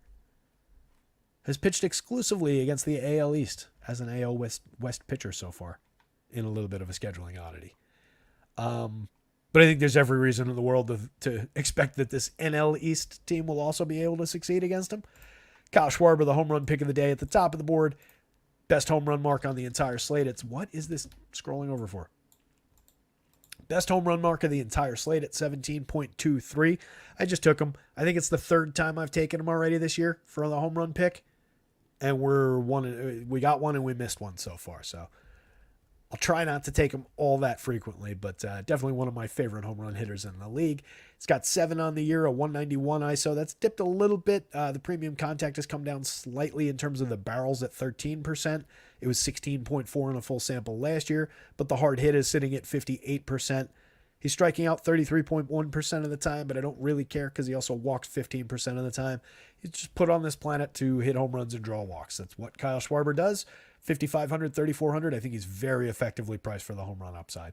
Trey Turner, 8.86 in the home run model, not without power himself. He's got 2 homers, 7 stolen bases on the season. He's creating runs 42% better than average, hitting ahead of Bryce Harper most days. Harper's got 6 home runs, 234 ISO, a 118 WRC plus. He's also over the magic number for home run upside. You better believe that he's going into most of my Philly stacks alongside Kyle Schwarber. Turner's a very high-end shortstop option at 3,600. I think he's a little bit cheap. I think all 3 of these guys are a little bit cheap on the FanDuel slate. At 6,200, Turner's full-priced and correctly full-priced on DraftKings. I don't think you skip the spot necessarily, but if I'm stacking Phillies, I'm a little bit more drawn to Schwarber Harper. And I'll get a different shortstop in there. If I need to save money on one of those 3, I think I save money at shortstop and get a different shortstop. And look around the board. But I love Turner. I'm not by any stretch of the imagination saying we don't want Trey Turner here. We definitely do want him. It's just if you have to make a sacrifice between one of those 3, I probably cut Turner out of the group. And then I'm looking at Alec Boehm, Brandon Marsh as filling out the rest of the stack there. Just a way to get these guys a little bit cheaper. But if you can afford it, all 3 of these guys off the top, absolutely high priority. Boehm just won the player of the week in the National League. He's at 365, 441, 615, a 250 ISO, 4 home runs, a 191 WRC plus over 118 plate appearances. He's having a dynamite start to his season. He's a guy that we've liked over time as he's grown as a hitter. He hit 20 home runs last year, 274, 327, 437. Created runs 5% better than average. Hit the ball very hard, very effectively. 41.7% hard hit rate. The year before, 43% hard hit rate. Getting a few more barrels early this year. I like the upside for Alec Boehm, basically any given slate. 3,500, I think, is a correct price on FanDuel. 4,800, a little bit low on DraftKings for what he's done so far this year, what he was last year, the expectation of continued growth. Real Muto, one of the top hitting catchers in baseball, out to a 245, 292, 429 start in the triple slash, but he's gotten himself up to league average for WRC plus. He's got 5 home runs. He's got a little bit of speed as a bonus at catcher. 5,000, 3,100. Very, very playable across sites. Brandon Marsh, 4,300, 3,000. Look at the contact profile. 10.5% barrels, 61.4% hard hits in the tiny, tiny sample of batted ball events. It's just 93 plate appearances. We don't want to get way out over our skis, but 9.1% barrels, 48.7% hard hits last year. This year so far in the 93 plate appearances, he's turned the contact into 6 home runs. Last year, he only turned similar premium contact into just 12 home runs in 472 plate appearances, a 181 ISO. So we're seeing a little bit more upside for turning very high-end contact into like game power, into home run power from Marsh this season. It could totally go away over the next 93 plate appearances. But right now, he's looking tremendous and like he's taken a step forward at the plate. So I definitely like Marsh at 3,000, 4,300. 5.07 might not be fully reflecting that yet in the home run model. Could be realistically a little bit higher. Nicky Castellanos off to a terrible start this year. 179, 250, 226, and 39 WRC plus. I have a lot of faith in Nicky Castellanos to turn this around and at least post, a good season, if not a very good one. Last year, 272, 311, 476, 204 ISO, 109 WRC plus, 29 homers, 11 steals. Kept this team afloat for stretches of last year. Bryson Stott, a very good second baseman. 3 homers, 4 steals on the season so far. 14% worse than average for run creation. I like his upswing as well. Probably getting started fairly soon. Johan Rojas, 3,200, 7 stolen bases. A playable wraparound at worst. I think he's an interesting enough option down there. If you do choose to go to the Angels, targeting Cristobal Sanchez, I think there's a little bit for you to work with. Obviously, there's Trout. 10 home runs, 5 stolen bases, a 146 WRC plus, a ridiculous 330 ISO so far this year, 17.5% barrels. I don't need to sell my Trout. What you need to do is justify the rest of this lineup. If Zach Neto's hitting second, that's kind of a wasted spot. 67 WRC plus, 101 plate appearances, a 267 on base percentage, 4 steals. Had a few okay games early last year when they first called him up, but hasn't really done much at the plate in his career so far. It's a very small sample. It's still very early for a young player, but not getting much out of Zach Neto. Taylor Ward is good. 3,600, 5,100. He's been their second best hitter. 265, 306, 496. Creating runs 25% better than average. A 230 ISO. 7 home runs on the season. He's your second man in if you're stacking this team. Miguel Sano or Brendan Drury is my third man in. Both first base eligible, Drury at second and Sano at third with a little bit of mixed position eligibility at 35, 36 on DraftKings. 2,400 apiece on FanDuel. They're very cheap. They're affordable. They both have 1 home run on the season. Both out to sub 100 ISO, starts over 71 and 86 plate appearances. Sano was out of baseball, but was once upon a time a fearsome power hitter from the right side for a couple years. Brendan Drury's hit a bunch of home runs over the last couple of seasons, but the start this year has just been totally awful. But both playable parts. So it's like 1, 2, 3, 4. If you're on DraftKings, you can work O'Hoppe in there for 4,300 as your fifth man. 7.39 in the home run model. He's off to a good start. 293, 348, 439. His creator runs 26% better than average. He's got 2 home runs on the season. Last year, in just 199 chances, he hit 14 home runs. A bunch of them came at the beginning of the year, got hurt, missed most of the season, came back, hit a little bit at the end of the year. Aaron Hicks, pretty skippable late in the lineup, but Joe Adell's actually been good. 55 plate appearances. Again, very, very small sample. 3 home runs, 5 steals. 265 ISO, 174 WRC plus. 327, 382, 592. Is this the Joe Adell breakout finally? Last year's 62 plate appearances didn't go nearly this well. Year before, the 285 didn't go nearly this well. He's been a guy they've been waiting on for a long time out there. Adell is now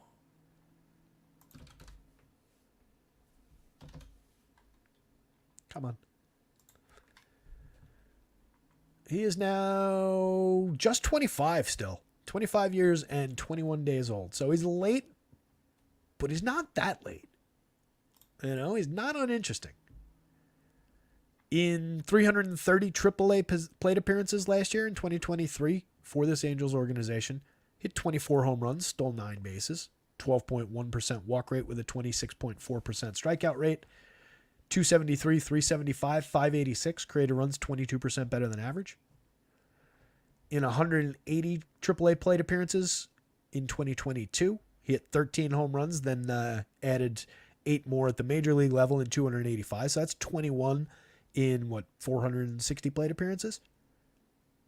23 home runs and 339 plate appearances in AAA back in 2021, adding 3 in 132 at the major league level.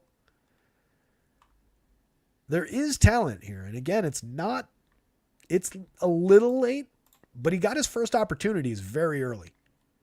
He got his first cup of coffee, the 132 plate appearances over 38 games in that 60-game 2020 season. That was at age 21. And you also have to deal with like the whole COVID of it and all that shit that, you know, got in with the development of some of these young players. It's the same excuse I've been making for Capo Caco for the last couple of years from the New York Rangers.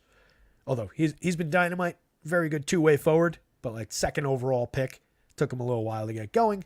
Same with Lafreniere, who had a dynamite year this year. Rangers just completed a sweep of the Capitals in the first round. If you haven't been paying attention to hockey, playoff hockey, by the way. Is there anything better in sports than playoff hockey? Love it. I can watch any hockey game, any playoff hockey game.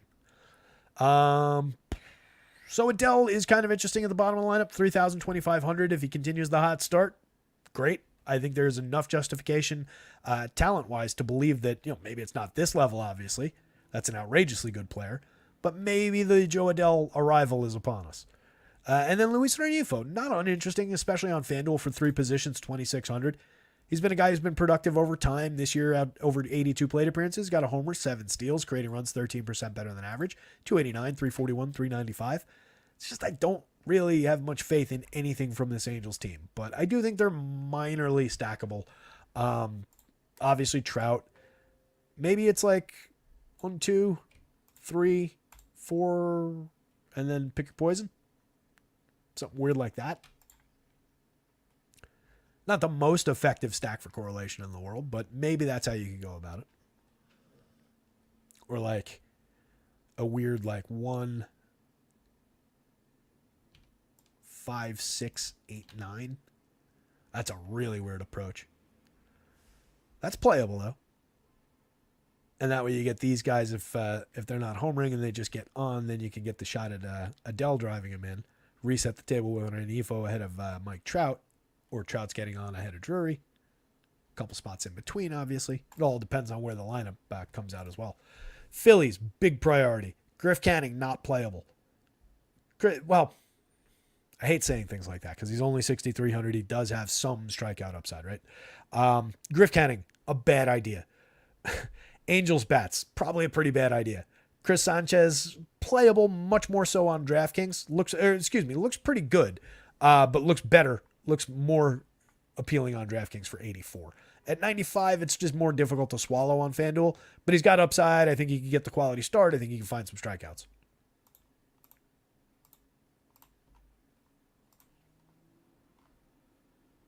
Greg Biancone's here. Greg likes playoff hockey.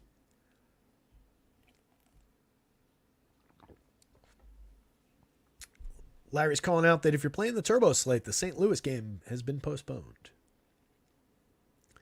Greg Biancone. Shh. Greg in the chat giving away my placeholder lineup. Yes, Phillies and the Diamondbacks is my placeholder. I really like how that lineup sets up. They just teams that I love getting to good teams that click together well in terms of where the best players are positioned. And that combo works out very well, especially with the value pricing available on the mound today. You could probably guess who my pitcher is in that lineup. Who's your Devo out here singing Nobody Beats the Riz? Love it. No, Greg, I'm sorry for berating you for making a very good guess at what the best lineup that I like was. Kudos to you, my friend. Here's that Diamondbacks team right now. They're going up against James Paxton, who has a 12.4% strikeout rate and a 19.1% walk rate over 4 starts, 20 2/3 innings. He's got a 2.61 ERA with that, which is just bonkers. That is possibly the best example I've ever seen of why ERA doesn't matter at all. The fact that people will be like, James Paxton coming into tonight after 4 starts. He's only got a 2.61 ERA. He's been pitching really effectively, keeping teams off the board, blah, blah, blah. He's got a 6.22 xFIP under that. He's walked nearly 20% of hitters. He's struck out 12.4%. What are we talking about? Random straw man that I just made up. Stuff Plus doesn't like him at all. 73.58. I am purely guessing, but I think that's probably the worst Stuff Plus mark that James Paxton would ever have gotten in his entire career over any stretch. He's been a very good pitcher in the past. He's just missed so much time. Last year, he came back from missing the entire 2022 season through 96 innings, made 19 starts, 24.6% strikeout rate, a 4.50 ERA, but a 3.99 xFIP under that. We'll give him the good xFIP under the ERA when we just did the opposite. 12.7% swinging strike rate was very good. That's down to 7.4% in the tiny sample this year. 4.38% home runs means he was gettable for home run power, even in a good year last year. So far, that actually hasn't cropped up on him this year. Probably because he's walking the world. He's given up a little bit of contact, though. 49.2% hard hits. I call that more than a little bit. It's only 2.25% home runs. That amounts to 2 home runs allowed to 89 hitters. 4 2/3. He struck out 1, walked 3 in the last game. 5 innings against the Padres the game before that. He struck out 1, and as Dennis mentioned earlier, walked 8. 4 strikeouts against the Twins, walked 1 in that game, gave up 2 earned on a home run. 5 strikeouts, 5 walks in the first start of the year against San Francisco. I just don't think this is a good version of James Paxton right now. I'm more than happy to target it with a Diamondbacks lineup that, as I mentioned at the top of the show, currently leads baseball against left-handed pitching. Of course, I clicked away from it to see how old Joe Adele was. The Diamondbacks have a collective 139 WRC plus against lefties this year, over 400 team plate appearances. They've hit 12 home runs, stolen 7 bases. They're collectively striking out at just a 16.5% rate in the split against a pitcher who's not striking anybody out. They're slashing collectively again, 316, 371, 492 with a 377 WOBA.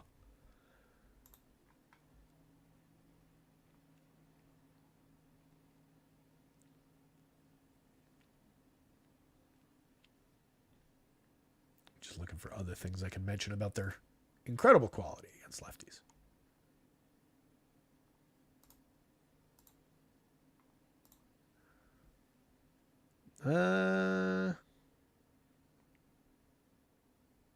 They haven't crushed the ball. The ISO is a little bit lower than I would want. We're getting the home runs, but we're not getting the ISO. The 29.6% hard hit rate isn't exactly as high as I would want it to be. 54.5% medium contact, though. Pretty low end. So they're not making any soft contact. Hitting a lot of line drives and driving the ball. Just not getting all the way up to the hard hit level. But this is a great opportunity given the amount of contact that Paxton is giving up. On the other side, I certainly don't think we're rostering Tommy Henry against the Los Angeles Dodgers.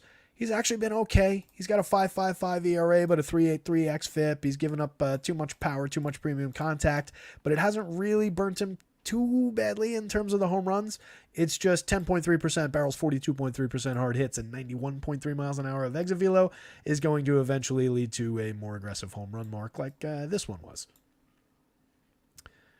21.4% strikeouts for Henry is up from 16.8% last year, 17.6% the year before. 8% walks is slightly down from those 2 seasons. Maybe he's taken a small step forward, but do I really want to hang everything, my hopes and dreams for a lineup on Tommy Henry, maybe having taken a small step forward this year in a small sample against the Los Angeles Dodgers? I don't.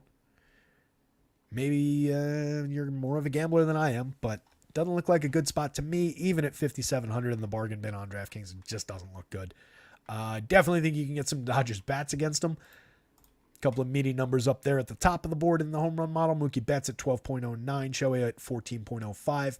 You get Freddie Freeman, who finally hit his second home run of the year, at 8.97. You get Will Smith at 8.17, and you get Teoscar Hernandez at 9.77. And if Max Muncy plays against the lefty, he'll be probably in the high 8s or low 9s in the home run model as well, even in the same-handed matchup. Enrique Hernandez steps into this projected version of the lineup in place of Muncy. Muncy's getting a decent number of days off against left-handed pitching this year, but against the low-end lefty, maybe we see him. Andy Pajes, great start to his career, 46 plate appearances, 2 home runs already, a 233 ISO, 138 WRC plus over 40, and a 302, 326, 535 triple slash in the 46 chances. It's been really good. And a kid that they expect to hit for power still only costs $3,200, $2,900. Easy way to make these guys cheaper at the top of the lineup. By the way, Freddie Freeman, still just $3,300, $5,600. That's insanely low pricing. I don't really care that he's only hit the 2 home runs. He has a 130 ISO. He's still creating runs 46% better than average, slashing 306, 425, 435. It's not like we're talking about like what's wrong with Freddie Freeman. It's not like we're saying, even Vladdy Guerrero type things about him. He's been excellent. He just hasn't managed to hit he's off for home runs by a little bit. Even the premium contact, the barrels are down a couple. That means he's missed a few barrels on batted ball events. Hard hit is like right where it's been. No concerns about Freddie. Just take him while he's cheap. That son of a stupid Bill Smith.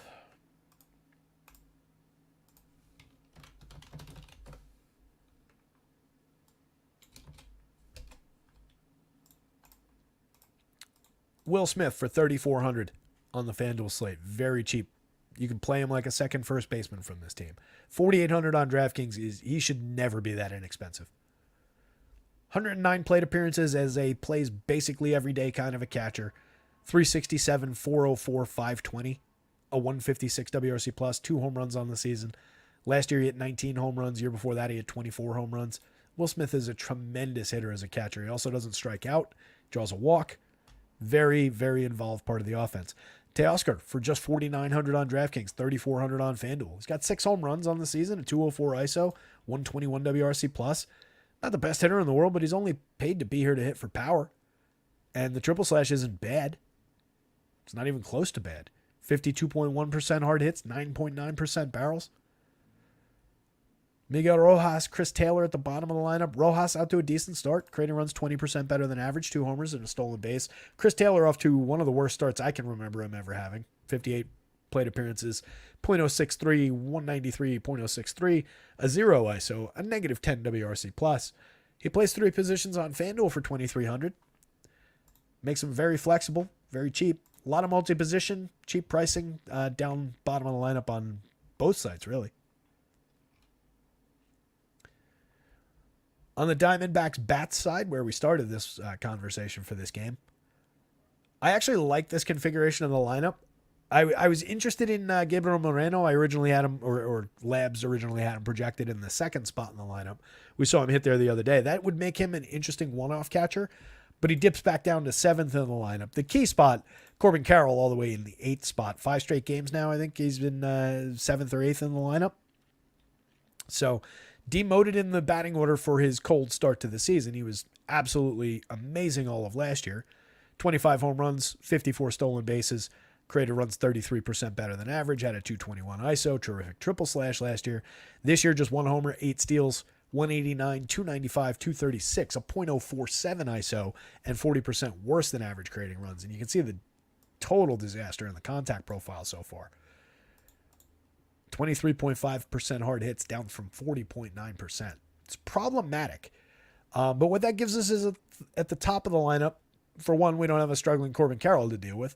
We get Ketel Marte moving into the 3 spot. We get a very interesting and inexpensive Blaze Alexander leading things off at shortstop. 3,000 on FanDuel, 3,800 on DraftKings. Over 65 plate appearances, 322, 385, 559, a 237 ISO. He's got 3 home runs, a stolen base. He's created runs 62% better than average, 43.2% hard hits. Again, very small sample. But this is kind of what he's expected to do. He was a good player in the minors for OPS. So getting on base and hitting the ball pretty hard. In 305 plate appearances last year, at AAA, 8 home runs, 2 stolen bases, 116 WRC plus, 291, 408, 457. So very good at getting on base. In 2022, in AA, 17 home runs, 10 stolen bases in 363 plate appearances, added another 2 home runs in 34 plate appearances in AAA, and 1 home run in 9 plate appearances in the developmental league. But again, not the highest end of prospects, but a guy who has been demonstrably good in professional baseball at getting himself on base, provides correlated scoring with the heart of the lineup, the guys that we truly want, and has just been good to start his career here. Again, 65 plate appearances is a meaningless sample. We've got a minor league track record of some decent quality for doing what he's done so far at this level. Put him together with Lourdes Gurriel, who's got 5 home runs, 2 steals, a 113 WRC plus in 120 plate appearances so far this year. Ketel Marte, 3,556, a little bit cheap at second base. Love him hitting third, 5 home runs, a stolen base, 307, 362, 518 with a 211 ISO to start his season. Christian Walker is too cheap for his talent at 5,000 on DraftKings. Excellent option at first base. He's got 5 home runs. The strikeouts are up a little bit from the 19.2% last year, and I think it was 17 to 19% the year before. So up, 5-ish points, but trending down. This was like 27 the other day. 134 WRC plus. He hasn't been bad in that. He's been getting on base at a 383 clip. He's hitting for power, just a 168 ISO, but the contact profile is right where it's supposed to be. 13% barrels, 49.4% hard hits. Hard hits are up in the small sample from last year. So are barrels. Love the spot for Walker here. Junior Suarez hasn't been good. 229, 297, 343, and 81 WRC plus, just 2 homers. A significantly long track record for power success with a very low batting average, mediocre on base skills, and around a league average WRC plus from Suarez. Believable power upside for sure against Paxton, with the amount of contact that Paxton's probably going to be yielding here. Randall Grichuk, 3,600, 2,700. He's got one home run in his 46 opportunities since rejoining the team, a 112 WRC plus. A guy that we know has 20 home run upside from the right side of the plate over time. Very cheap in the outfield, easy enough to get to. Moreno for 37, 26. He's got no home runs yet this year, just an 87 WRC plus, but a lot of pedigree in that bat as a cheap catcher. And then Carroll, a lot of struggles. Struggles lefty, but we're not really worried about that against this lefty. Could be even a spot that he gets on track a little bit. And then Kevin Newman, kind of an afterthought at the bottom of the lineup. So neither pitcher, both sides for bats for sure. Dodgers with the higher implied total, I got to put a little bit above. I think they ranked out as the top overall stack of the day. But the Diamondbacks for me are like right there. Very high run total. 4.71, the third highest on the board for Arizona, just behind the Blue Jays and the Dodgers. So again, by the way, that does also, again, this justifies the love that Chad had for the Blue Jays bats against that rookie Royals pitcher. 3 games to go. Am I dragging my feet today? 5:12. What do we start? 3:30? A little bit of a slow pace. Oofa. Larry C says, Carroll and Julio went before Mookie in 2 of my season-long leagues. Wow. Carroll should have been a first-round pick, but ahead of Mookie. I'm trying to remember my drafts if he went ahead of Mookie in any of them. That's tough. Mookie obviously off to a crazy, crazy start.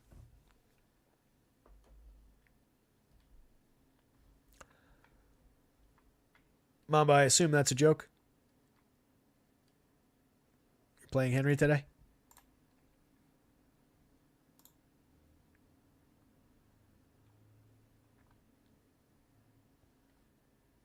You don't like lefty pitchers versus the Dodgers. I don't really like any pitchers versus the Dodgers. But if I'm taking somebody against the Dodgers, I'm looking for a high-end starter, which I certainly don't think Tommy Henry is. I assume you're kidding.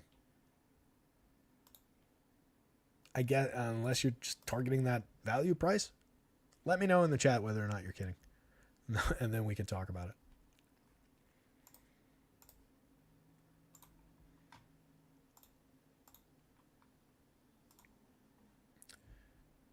Dodgers against lefties this year, a 113 WRC plus collectively, slashing 278, 343, 409. Just a 131 ISO. The power's been out a little bit. 8 home runs. They certainly haven't been as good as the Diamondbacks against lefties, but they've definitely not been bad. Just a 19.2% strikeout rate.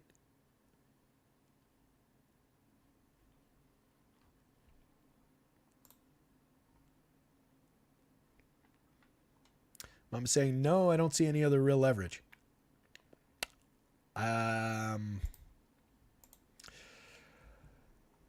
I really don't know, man. That is a really, really thin path to success. I get that the price is really low. He's probably not going to be popular, but like, if you're just booking a 0 or a negative score in your lineup, I don't think it really helps you.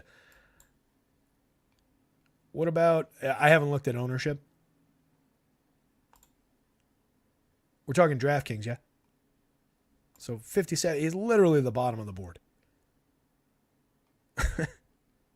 And this is with like saying, all right, Henry's been okay. That's a really bad projection. What about, I would probably take a shot on Bolin at 6,000 against the Blue Jays before I did that.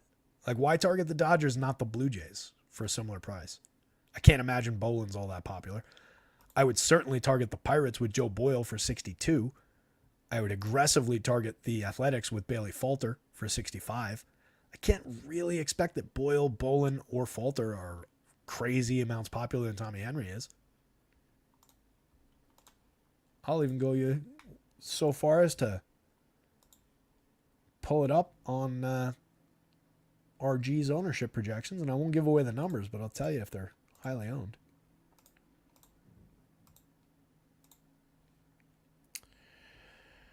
Um, Tommy Henry's the least owned pitcher, sub 1%, but Joe Bolin is actually at the exact same number, sub 1%. I would just rather take him. And yeah, you're giving back $300, but you're not facing the Dodgers anymore.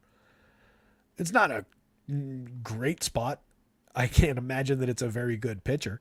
Can't cop the saying that I've ever seen him work or anything. Bailey Falter, I know we're looking for leverage, but can we swallow just barely into the double digits in terms of popularity? Now you're getting a reasonable opportunity against a bad Athletics team. Matt Waldron at 68, like I said, I think that's kind of interesting given that most of those kids have probably never seen a knuckler and they strike out super aggressively. It does look like Boyle's got a little bit of popularity, but not like aggressively so. I just don't think you need to just say I have to take the lowest owned pitcher on the slate because, right? I think it's just a not great way to go about it. I think that's a spot, especially just when he's going up against the Dodgers like that. I think he's low on for a reason, and not really going to give you the leverage that you need, right? Like the picture if you're trying to lever a car, like where the word actually comes from, right? We're trying to use a crowbar to lever something up, a big box or whatever. And if you've got a nice sturdy iron crowbar, no matter how much the box weighs, you can get it in there and you can pry it up and you might gain a little purchase and you might get it up off the ground and be able to wedge something underneath. And now you've got your opportunity to reach under the box and retrieve whatever you had lost in this extended, ridiculous analogy that I'm trying to make. If you do that same exercise, but the crowbar breaks in half partway through, you've gained no ground through the idea of having leverage. It's the worst explanation ever. What I'm trying to say is Tommy Henry, not that good a pitcher, and the Dodgers are really good.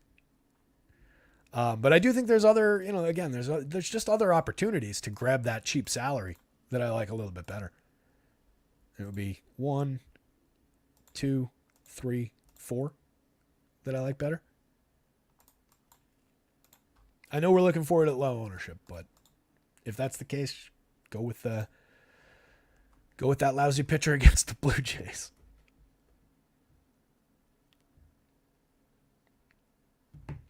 Ton of messages about that postponed game. Apparently a bunch of my season-long teams have Cardinals and Tigers in them.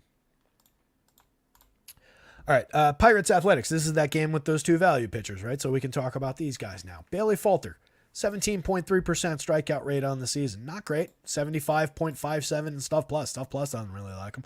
3.33 ERA, a 4.56 xFIP. The xFIP is worse than the ERA.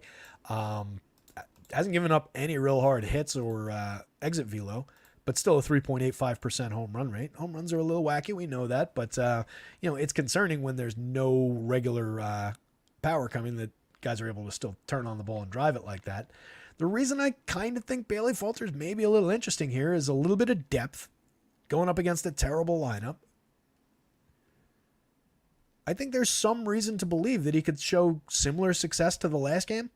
Last time out, he faced Milwaukee, notably a better lineup than this one.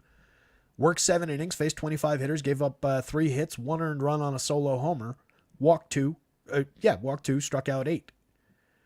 That was possibly the best start of his entire career. I haven't looked at the game logs, but you can see last year, just a 17.3% strikeout rate. Year before was at 21.2%, a little bit better. Has never made more than 16 starts, or at least, well, I shouldn't say never. I don't know what the previous history was. In front of my eyes immediately, hasn't made more than 16 starts. All right, that does appear to be correct. So we're not working with the highest level of quality here. He had a 5.36 ERA, a 4.56 xFIP last year. Year before, 3.86 ERA, 4.13 xFIP. But we get this guy, it's a reasonable path to success. That guy had an 11% swinging strike rate, a 30.3% CSW. Let me put it this way. I picked up Bailey Falter for this start in the Dynasty League, and he's in my lineup. So I've got a little faith. At 6,500 on DraftKings, I've got a lot of faith. Or at least a lot of faith that making the play would be an okay decision to make. Not necessarily a lot of faith that he's going to succeed or put up a monster number because he's not a good strikeout pitcher necessarily over time. So you do have to deal with that aspect of it. But I think if we're looking for those dice roll starters, we're better off drawing them from this game. As I just mentioned when I was looking at ownership on a different site, Boyle is the most popular of those bargain bin pitchers, which to me, I kind of prefer Falter, I got to say. We're talking about DraftKings here, 6,200 versus 6,500. I kind of would rather pay the extra $3 and get to Falter against the A's than take a shot with Joe Boyle. Boyle's got a better strikeout rate. He's got better stuff, according to Stuff Plus, but he's also been way worse. He's walked 15.5% in his couple of starts, in his 5 starts. 7.06 ERA with a not much better 4.75 xFIP. He's got a 1.80 whip, 9.3% swinging, 26.1% CSW. These are not at all far away from those. Yeah, he's successfully put away a few more hitters, but he's not lasted nearly as many innings in as many starts. There's a lot to dislike about Boyle, and I think between the two guys, Boyle's facing the tougher lineup. The Pirates are undoubtedly a better team than the Athletics are right now. So I would, arguing these two guys head to head, I would lean Falter for a little bit higher of a price, but I think they're both on the bargain bin, and I like them both, Mamba, better than I like Tommy Henry. By the way, absolutely tee up that Tommy Henry 9-inning shutout against the Dodgers now that I've said all this. I'm just glad it transitioned into being able to talk about these next two pitchers. I could still be ranting about that. Low-end home run marks against Joe Boyle for the Pirates side of things. You can see he hasn't given up many barrels. He hasn't given up much hard hit or exit velo. Hasn't given up many home runs. And that was true in the small sample that we had with him last year. Didn't walk as many last year. 25% strikeout rate in 16 innings, 3 starts. 1.69 ERA was effective, but the 4.59 xFIP is the truth of the matter. I would take shares of the Pirates against Joe Boyle, and especially if I got over the top with Bailey Falter shares, I'd probably take some shares of the Athletics too. I do think that the Athletics' right-handed power could come through a little bit here. You get Esteury Ruiz from the right side of the plate at 4,300, 2,800. He's got 2 home runs and 2 steals. Hitting for power this year, across the 2 homers and 38 plate appearances in the majors, and then a few home runs when they sent him down to the minors, and is really known for his blazing speed on the base pass. But he's been interesting. I wouldn't rule him out from the top of the lineup. Tyler Nevin at 2,400, 2,300 is slashing 286, 342, 400 early in the season, 122 WRC plus, 2 homers and a stolen base. Brent Rooker, a lot of problems overall as a hitter, 43.5% strikeout rate, not least among them, but an 18.8% barrel rate, 53.1% hard hits that he's turned into 5 home runs and a 290 ISO in 69 plate appearances. You can't really ignore either against a pitcher who is potentially going to be pitching to a little bit of contact here. So Rooker's in play. Shea Langoliers is in play for his weird home run output. 6 home runs now in 93 plate appearances. Excellent contact over time. This is a catcher that we've always talked about as if you need a cheap home run, you can roll the dice with Langoliers, but he doesn't do anything else. 165, 215, 388. He's created runs even with the power. 31% worse than average this year. Abraham Toro, JJ Bleday, Max Schumann, Nick Allen, Darryl, don't know why I can't say Darryl all of a sudden.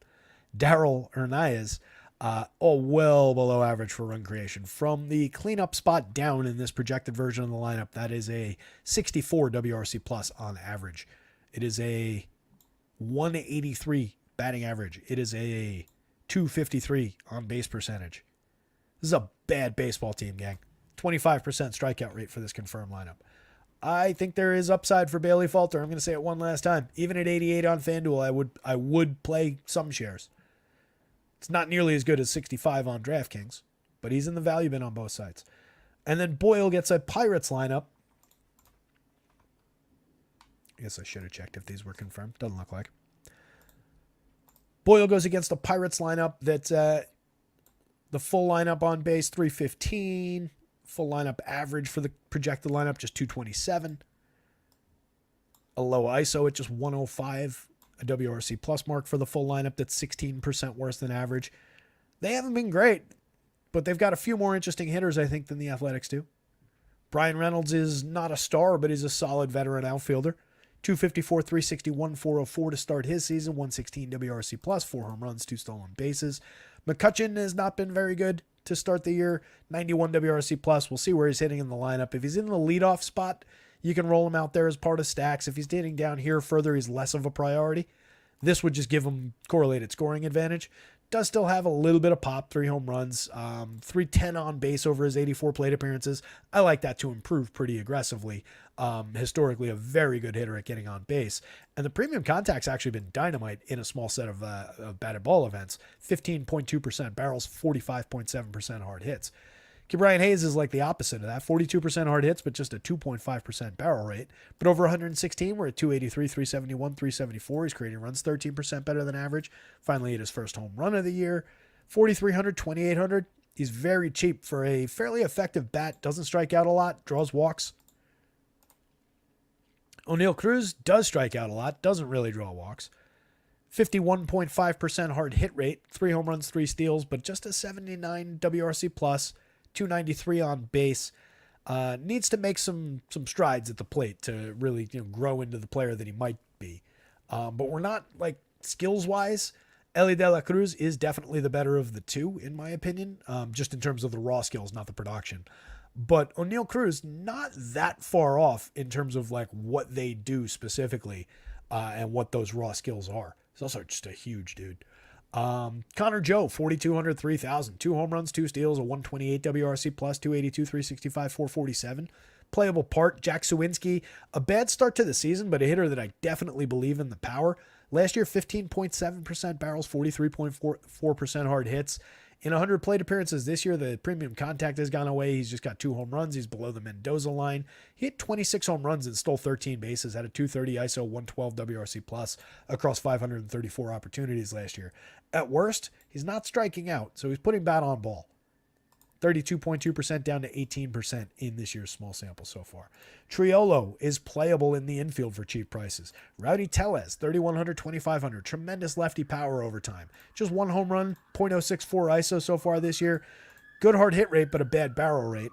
But any given slate, Rowdy Tellez against a pitcher like this, you could absolutely be looking at a home run. Henry Davis has also been bad to start this season. If you get Joey Bart, he's been the better of the 2 catchers this year. So it is a 4-corner spot for sure between 2 bad teams. It's kind of weird that it's a 4-corner spot, but Bailey Falter for value, particularly on DraftKings. Joe Boyle for value, but he's more popular than all the other value pitchers on the DraftKings slate, and I think he might be the worst out of that group. So I knock him down a peg for that. I think there are more interesting value guys if he's going to be as popular as potentially projected. Check other projection sources for ownership, by the way, whatever you favor. RG, the one that I'm using, is not necessarily what they do best.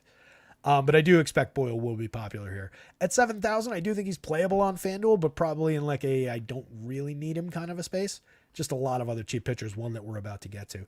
And then the bats on both sides, especially if you get over the top with some value shares of those pitchers. I think you can grab some Pirates bats against Boyle, and I think you can definitely grab some A's bats with a particular focus on some of the righty power against Bailey Falter.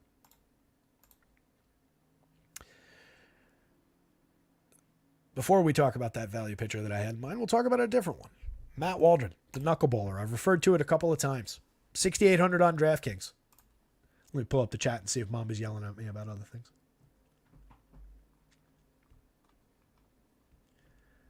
Mamba says, okay, I get it. So frustrated with getting in the top 20, trying to find leverage to win it all, but you're right on that analogy. I get your analogy. That was a clunky analogy, man.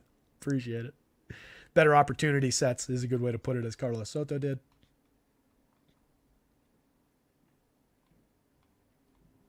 Yeah, Gaussman at that cheap price. I had him at like a mid-range projection, but that's a great call by Carlos Soto in the chat there. Gaussman was a really cheap price against the Dodgers. And like, yeah, if you can get that caliber of a pitcher, especially at a discount, that's what I'm looking for if I'm going to grab something against the Dodgers for leverage.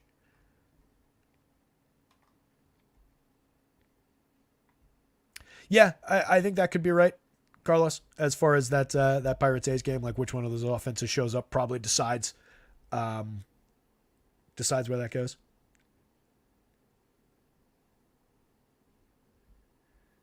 Dennis says, Terry, who are the brothers in Newhart? Me, Daryl.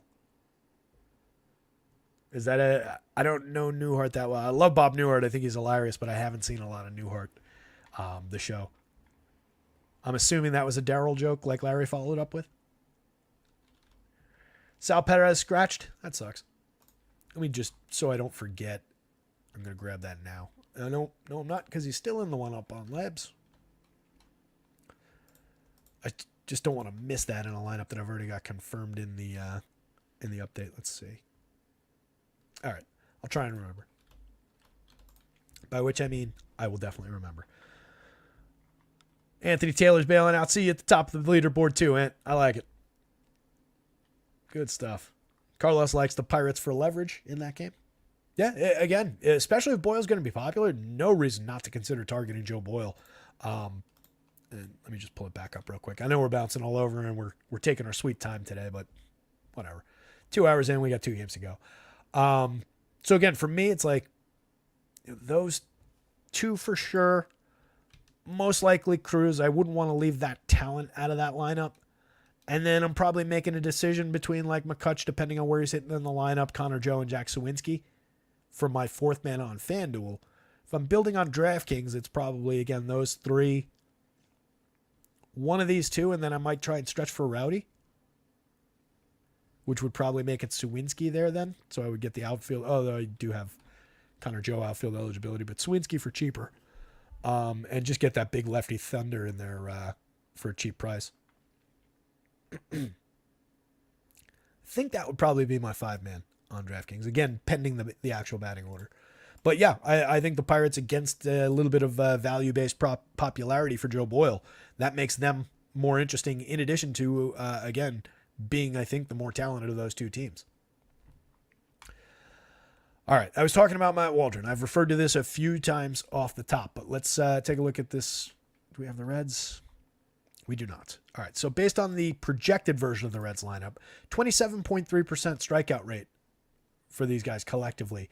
That includes Will Benson at a 39.6, and over a more complete sample last year, he was at 31.3, and Ellie, for as good as Ellie is, 30.7% and 33.7% last year in a more complete sample.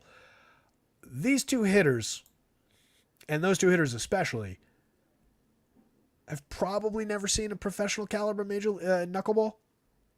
I'm just guessing. Maybe they have. Maybe they faced Waldron in the minors. I don't really know. But I like the idea that Matt Waldron could find a couple of just sneaky knuckleball swing and misses against this team. Boost his strikeout potential a little bit. It's notoriously difficult to power up on a knuckleball. It's a good environment for the knuckler, pitching in San Diego. Again, we just saw it work surprisingly well in Colorado when I was talking all about how I thought it would wreak havoc on the knuckleball, and that was R.A. Dickey's theory as well. He struck out 5, he walked 3, gave up 4 hits and a home run, but just the 1 run on the homer, went 6 innings, faced 25 hitters at Coors Field. Game before that, he struck out 2 against the Blue Jays, who were notoriously low strikeout, gave up 5 earned runs and a home run on 7 hits. That was a rough one. Struck out 4, walked 4, but only 1 earned run on 3 hits against the Dodgers. Struck out 5, 1 unearned run on 3 hits in 5 1/3 against the Giants. And then a 4-inning start to begin the year. Allowed 4 earned runs, but struck out 7 against the Cards. Given the free-swinging nature of this team, the struggles of Jeimer Candelario down lineup, Jonathan India not off to the strongest start, Tyler Stevenson just kind of an afterthought catcher, Nick Martini, another young player who I don't imagine has seen too many professional caliber knuckleballs in his time. I think it could be a tricky spot for these Reds. You do see some power coming down through the model. I think it's also a spot that if you got to an extended amount of Matt Waldron, you would want to hedge with some red stacks. And I don't think that the Reds are out of play, given the power that's coming through, given where these guys are priced collectively. But I think it could be a sneakily interesting $6,800 spot for Waldron. Not bad. At 81 on FanDuel, it's like loosely playable. I wouldn't take him out of the pool, but I probably wouldn't get to a giant share of him either. Across 150 lineups, 8%, somewhere around there. Probably not even 10. I would probably cap it at 10. But playable. Nick Lodolo on the other side, he's 10-6 on FanDuel. That's a really high price today. 9,800, a little bit more interesting on the DraftKings slate, but obviously at the projection, a lot of room to succeed. 28.6% strikeouts over 3 starts, 17 innings, a 2.12 ERA with a 3.39 xFIP. Hasn't given up a home run yet. Hasn't really been problematic in terms of the contact profile. Last year, 28.3% strikeouts in 34 and a third over 7 starts. Year before, 29.7 in 103 and a third over 19 starts. 3.66 ERA, 3.49 xFIP that year, 12.3% swinging. Last year was 13% swinging. The run numbers, the ERA was way out of line with the xFIP in the small sample last year. Lodolo's a high-end starter. Pretty good lefty. He's just facing a low strikeout, really decent, at least, Padres team. Decent to potentially good. Profar projected in the leadoff spot now with Bogey sliding down the lineup to hopefully get him going. Capitalize on Profar's hot start. 303, 407, 465 for Profar, creating runs 52% better than average to lead the team over 118 plate appearances. Maybe it is real. Maybe he finally became the guy that he's supposed to be. I'm still not buying, but you can't argue with the results so far. He's done this in 100-plus plate appearance stretches in his career before, but this has been one of the more interesting ones for sure. 3,600, 3,000 across sites. Pricing algo doesn't really agree with the production yet either. It doesn't really buy into it yet. Fernando Tatis, pretty cheap for his ceiling. 3,700, 5,300 compared to the other superstars on the slate. He's got a 12.6% barrel, 53.7% hard hits in the small sample, 6 home runs, 3 steals, a 202 ISO, creating runs 21% better than average. The triple slash isn't quite where you'd want it to be. We want a little bit more power, a little bit more speed, but for the discount, I think it's perfectly playable against Lodolo here. Jake Cronenworth, 41-29, 264, 344, 453, 4 home runs, 128 WRC plus. Pretty decent start for him. Remains cheap. Manny Machado, 4,900, 3,300, cheap for his upside. 4 home runs, a 101 WRC plus in kind of a slow start. Bogey has been bad to start the season. 2 homers, 2 steals. We're up to 213, 278, 287, but just a 68 WRC plus. Really needs to get things going. But I like this stretch with him in there. You know, if you're playing like a mid-lineup stretch, it's not a bad way to do it. Ha-Sung Kim for just 42-34 with triple position eligibility on FanDuel. He's got 4 homers, 7 steals, triple slash. Again, another guy not quite where we want him. But I don't think he's that far off either. 183 ISO, 106 WRC plus. Just a 30.3% hard hit rate for him, 24.5% for Bogey. Just need to get bat on ball. Need to square it up a little bit better. But Kim didn't really have a good hard hit rate last year. 4.3% barrels, 26.2% hard hits. Still managed 17 home runs, 38 stolen bases. Campusano has been pretty good as a cheap catcher option.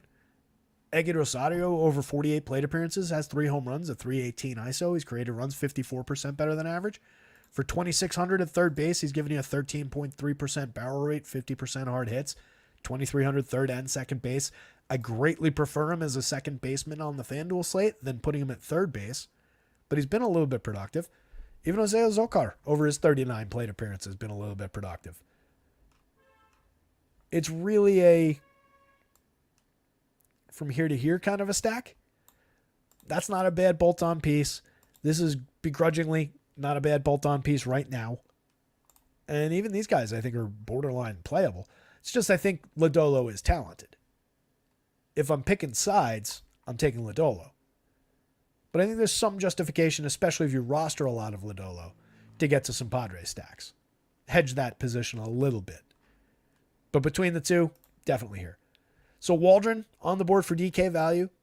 Loosely, maybe a couple slices on FanDuel, but really more interesting on DK. Really curious to see how these kids handle that knuckler. Nick Lodolo definitely projects well. Very expensive, justifiably so. Reds bats for sure if you're rostering a bunch of Waldron. And even if you're not, I think you can take some shots on the power upside. And then Padres bats if you're rostering a lot of Lodolo or in the mix more than they would be in a vacuum. They're a low priority stack against him if you're not rostering a lot, but they're playable. Last game up. Anthony Taylor, you're about to make me. It says you're about to make me run more lineups. Carlos Soto likes the cheap Waldron. Yeah, it's just interesting. A little bit of speculation there with just how those kids might handle the knuckler. But if we're looking for weird little wrinkles among those same value type guys, I think that's reasonable. And there are so many strikeouts in that lineup just without the knuckler, right? So Just throw something wacky at kids who already swing and miss a lot. Could be. And now the value pitcher du jour. After we've talked about all those low-end value guys, we arrive at Max Fried against the highest strikeout team in baseball for just 8,700, 7,800 on FanDuel, coming off of a 9-inning complete game start. That he was a serious return to form, threw less than 100 pitches in his 9-inning complete game shutout. Third time I think he's done that in his career, a 9-inning shutout with less than 100 pitches. You can see in the results so far this year, the strikeouts are definitely down overall. 16.5% strikeout rate, 9.7% swinging, 25.7% CSW. Last year in 77 2/3 over 14 starts, that was 25% with an 11.7% swinging. Year before, 23.2 with over 185 in a third innings, 12% swinging. Fried's never been a lights out, blow him away kind of a strikeout pitcher, but a reliable, 6 type strikeouts is pretty reasonable to expect in most starts. The 1 in 4, chasing a 1 in 4 type production with a reliable 1 in 5. And he got back to that last time out. 6 strikeouts in that game against Miami, 3 hits allowed in the 9 innings, faced 29 hitters. Game before that against Houston, he only struck out 2. He walked 4, gave up 3 earned, gave up a home run, 7 hits in 5 innings. Prior to that, he faced the Marlins in a different start, struck out 4 in that one, gave up 4 hits, 1 earned run, walked 1, 6 1/3. The depth is good. Faced a Arizona team that, as we've discussed already on this show, is excellent this year against left-handed pitching. Lasted just 4 1/3 in that one, gave up 7 earned runs. That was problematic. 1 home run, struck out 5 against a low strikeout team. That's a reasonable strikeout total against that squad. But the 4 1/3 and allowing 7 earned runs was definitely problematic. And then the first start of the year at Philadelphia, kind of a write-off. Faced just 7 hitters, gave up 3 earned runs on 2 hits. Struck out 1, walked 3. So discounting that one, it kind of just skews the season numbers a little bit. I think as long as we've got any kind of expectation of a return to form from Max Fried, especially based on that last outing and some not bad outings mixed into the results this season, he's just too cheap. Facing a scuffling Mariners lineup. This lineup, if this is the version of the lineup that we get, it's a 30.5% strikeout rate. It's aggressively high. Everybody from here down, everybody between here and here is below the Mendoza line. They have a collective WRC plus of 94. They have a collective on base of 298, collective average of 210. Yes, there's some very good hitters on this team. Julio Rodriguez, for all his struggles so far this year, 275, 319, 330. Creating runs 5% worse than average and no ISO to speak of, just 1 home run so far. Hasn't been the Julio Rodriguez that we know and love. The barrels are gone. The hard hits are down. But he'll be fine in the long term. He's a very good player. But he also is striking out at a 31.9% clip so far. He's been part of the problem with that. Mitch Haniger has 4 home runs this season, a 172 ISO. He's created runs 10% above average. But he's striking out 29.4% of the time. He's slashing 237, 304, 409. Cal Raleigh, 34.4% strikeout rate. He's got 6 home runs, 220 ISO, creating runs 23% better than average, but he's slashing 232, 312, 451. Tremendous premium contact from him. Tremendous premium contact from Haniger above him. Both of those guys in a vacuum. Interesting options. Interesting power bats. But you can see the other thing that Max Fried does well. He limits home runs. Everybody except for Julio and Cal Raleigh below even halfway to the magic number in the home run model. So far this season, Fried's given up 4.9% barrels, 25.9% hard hits, just 83.6 miles an hour of exit velo. He's given up 2 home runs on the full season so far. Last year, 2.25% home run rate, 32.7% hard hits, 3.8% barrels, 86.5 miles an hour of exit velo. Year before, in a more complete sample, 1.64% home run rate, 86.2 miles an hour of exit velo, 31.9% hard hits, and 4% barrels, all on very low launch angles. So he's very good at keeping the ball down. He's very good at keeping the ball in the yard. And he's very, very good at limiting hard hits, inducing weak to medium contact. So it just looks like a killer spot for Max Fried at the prices, 87 and 78. He's just way too cheap. He projects out as the 2nd overall starter on the board. for those prices. You can see it in the conditional formatting. It's all right there for you. Might he not succeed? Absolutely. He might not succeed. He might come out, pitch to a 16-ish percent strikeout rate, only find a few strikeouts. Maybe he walks a couple guys and gives up an odd homer to one of these guys. 4 or 5 runs. Could absolutely happen. I am definitely playing the salary, and I'm definitely playing the history with this pitcher, and that I know that he's good. And we're going up against the highest strikeout team in baseball right now. Bryce Miller on the other side, facing the Atlanta Braves. Miller's been terrific this year. 26.1% strikeouts. The walks are too high. I expect this will come down. Last year it was 4.8% over 131 and a third. We've seen way more strikeouts so far this year in the small sample, 28 in the third innings. 11.7% swinging strikes. Even with the high walk rate, he's only got a .99 whip. I like that a lot. Stuff Plus really likes him. It really, really likes his four-seam fastball. He's given up a few barrels, 15.5% barrels. He's given up some home runs, a lot of hard hits, a lot of exit velo. Just a 2.22 ERA with a 3.94 xFIP underneath it. He's pitched deep into games, 28 and a third innings over 5 starts. Last time out, he allowed 2 home runs to the Rangers at Texas. That was a rough start. Struck out 5, walked 4. We weren't really going to him that aggressively in that one. He only lasted 4 innings. Before that, give up a solo home run, but just the one hit. That was the only hit he gave up, the only run he gave up. Struck out 7, walked 1 against Cincinnati over 6 innings. 6 and a third, faced 25 Cubs. Struck out just 4, walked 3, but didn't give up any earned runs and only 3 hits. In 7 innings against Milwaukee, at Milwaukee, he struck out 7, walked 1, no runs, 3 hits. The most hits he's given up in a game this season has been against Boston, or it was against Boston. First start of the year, he went 5 innings, allowed 4 earned on 6 hits, 6 strikeouts, also gave up 2 home runs in that game. So some of the home run issues have just come from 2 games, really. 2 home runs in his most recent against Texas, 2 in the first start of the year against Boston. Everything in the middle, he's given up 1 home run and 3 starts in the middle.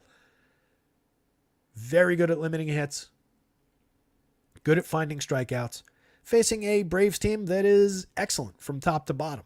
It's going to be a real tester start for Bryce Miller. At 10-2 on FanDuel, I think we could probably leave it on the table more often than not. Across 150 lineups, I would probably have it a few times because I'm just a sucker for this pitcher, and I do think there's a path where he could, even against the Braves, go out and win this slate. Probably need some other guys to fail along with him putting up a ceiling start. But I think it's on the table. At 8,900 on DraftKings, I think that puts him more firmly on the playable board. The price is just right for this talent, even against this Braves team. Odds are, gun to my head, whatever you want to call it, if I had to choose, I would say the Braves are going to beat him. Right? I would, plane crashing into the mountain and only one right answer reveals which one of the controls needs to be pulled back to raise the nose. I was just watching Plane with Gerard Butler earlier. I guess that's why it's in my head.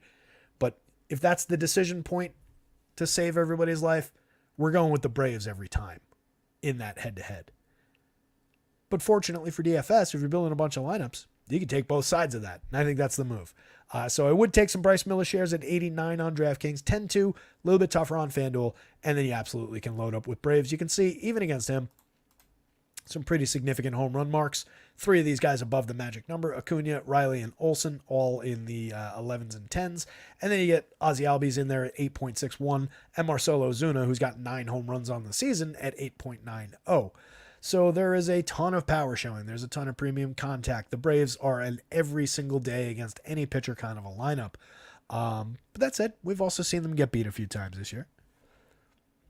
Acuna's just got the 1 home run. He's back down to 255 on the front end of the triple slash. Everything else is fine. He's stolen 11 bases. He's got a 111 WRC plus. Ozzie Albies, 84 plate appearances with the injury mixed in there. He's been terrific otherwise. 2 home runs, 2 steals, a 153 WRC plus. Tremendous power hitter of the second baseman. Austin Riley, Matt Olson, tremendous power hitters at the corners. Just 2 home runs and 3 home runs in slow starts. 95 WRC plus for Riley, 101 for Olson. I have no concerns whatsoever. I'm just happy that the prices are down a little bit for 2 absolute star caliber DFS options.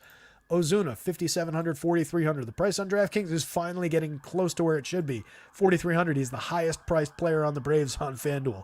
out to a 340, 416, 670 start. Sounding alarm bells around the neighborhood if you can hear that in the background, just because of how good Marcell Ozuna's been.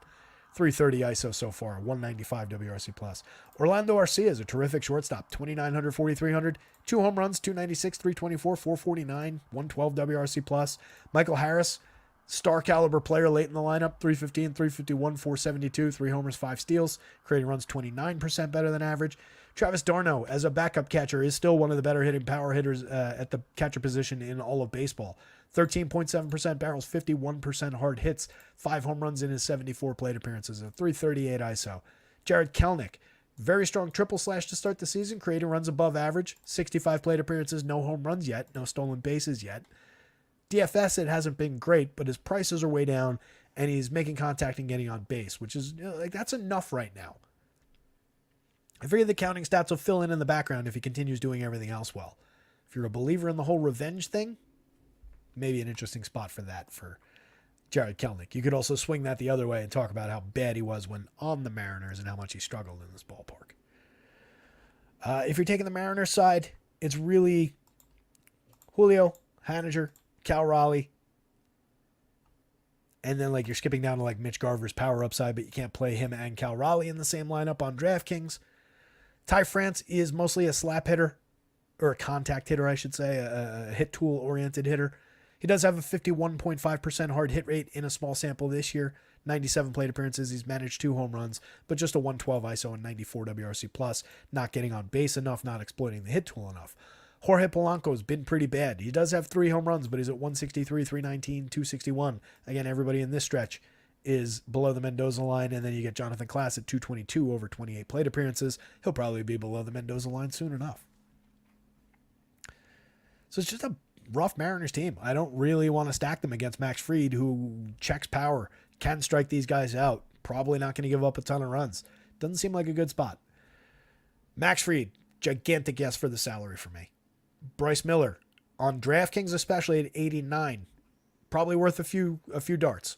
10-2, it's a bigger dart on FanDuel, or a more expensive one, or whatever the case may be.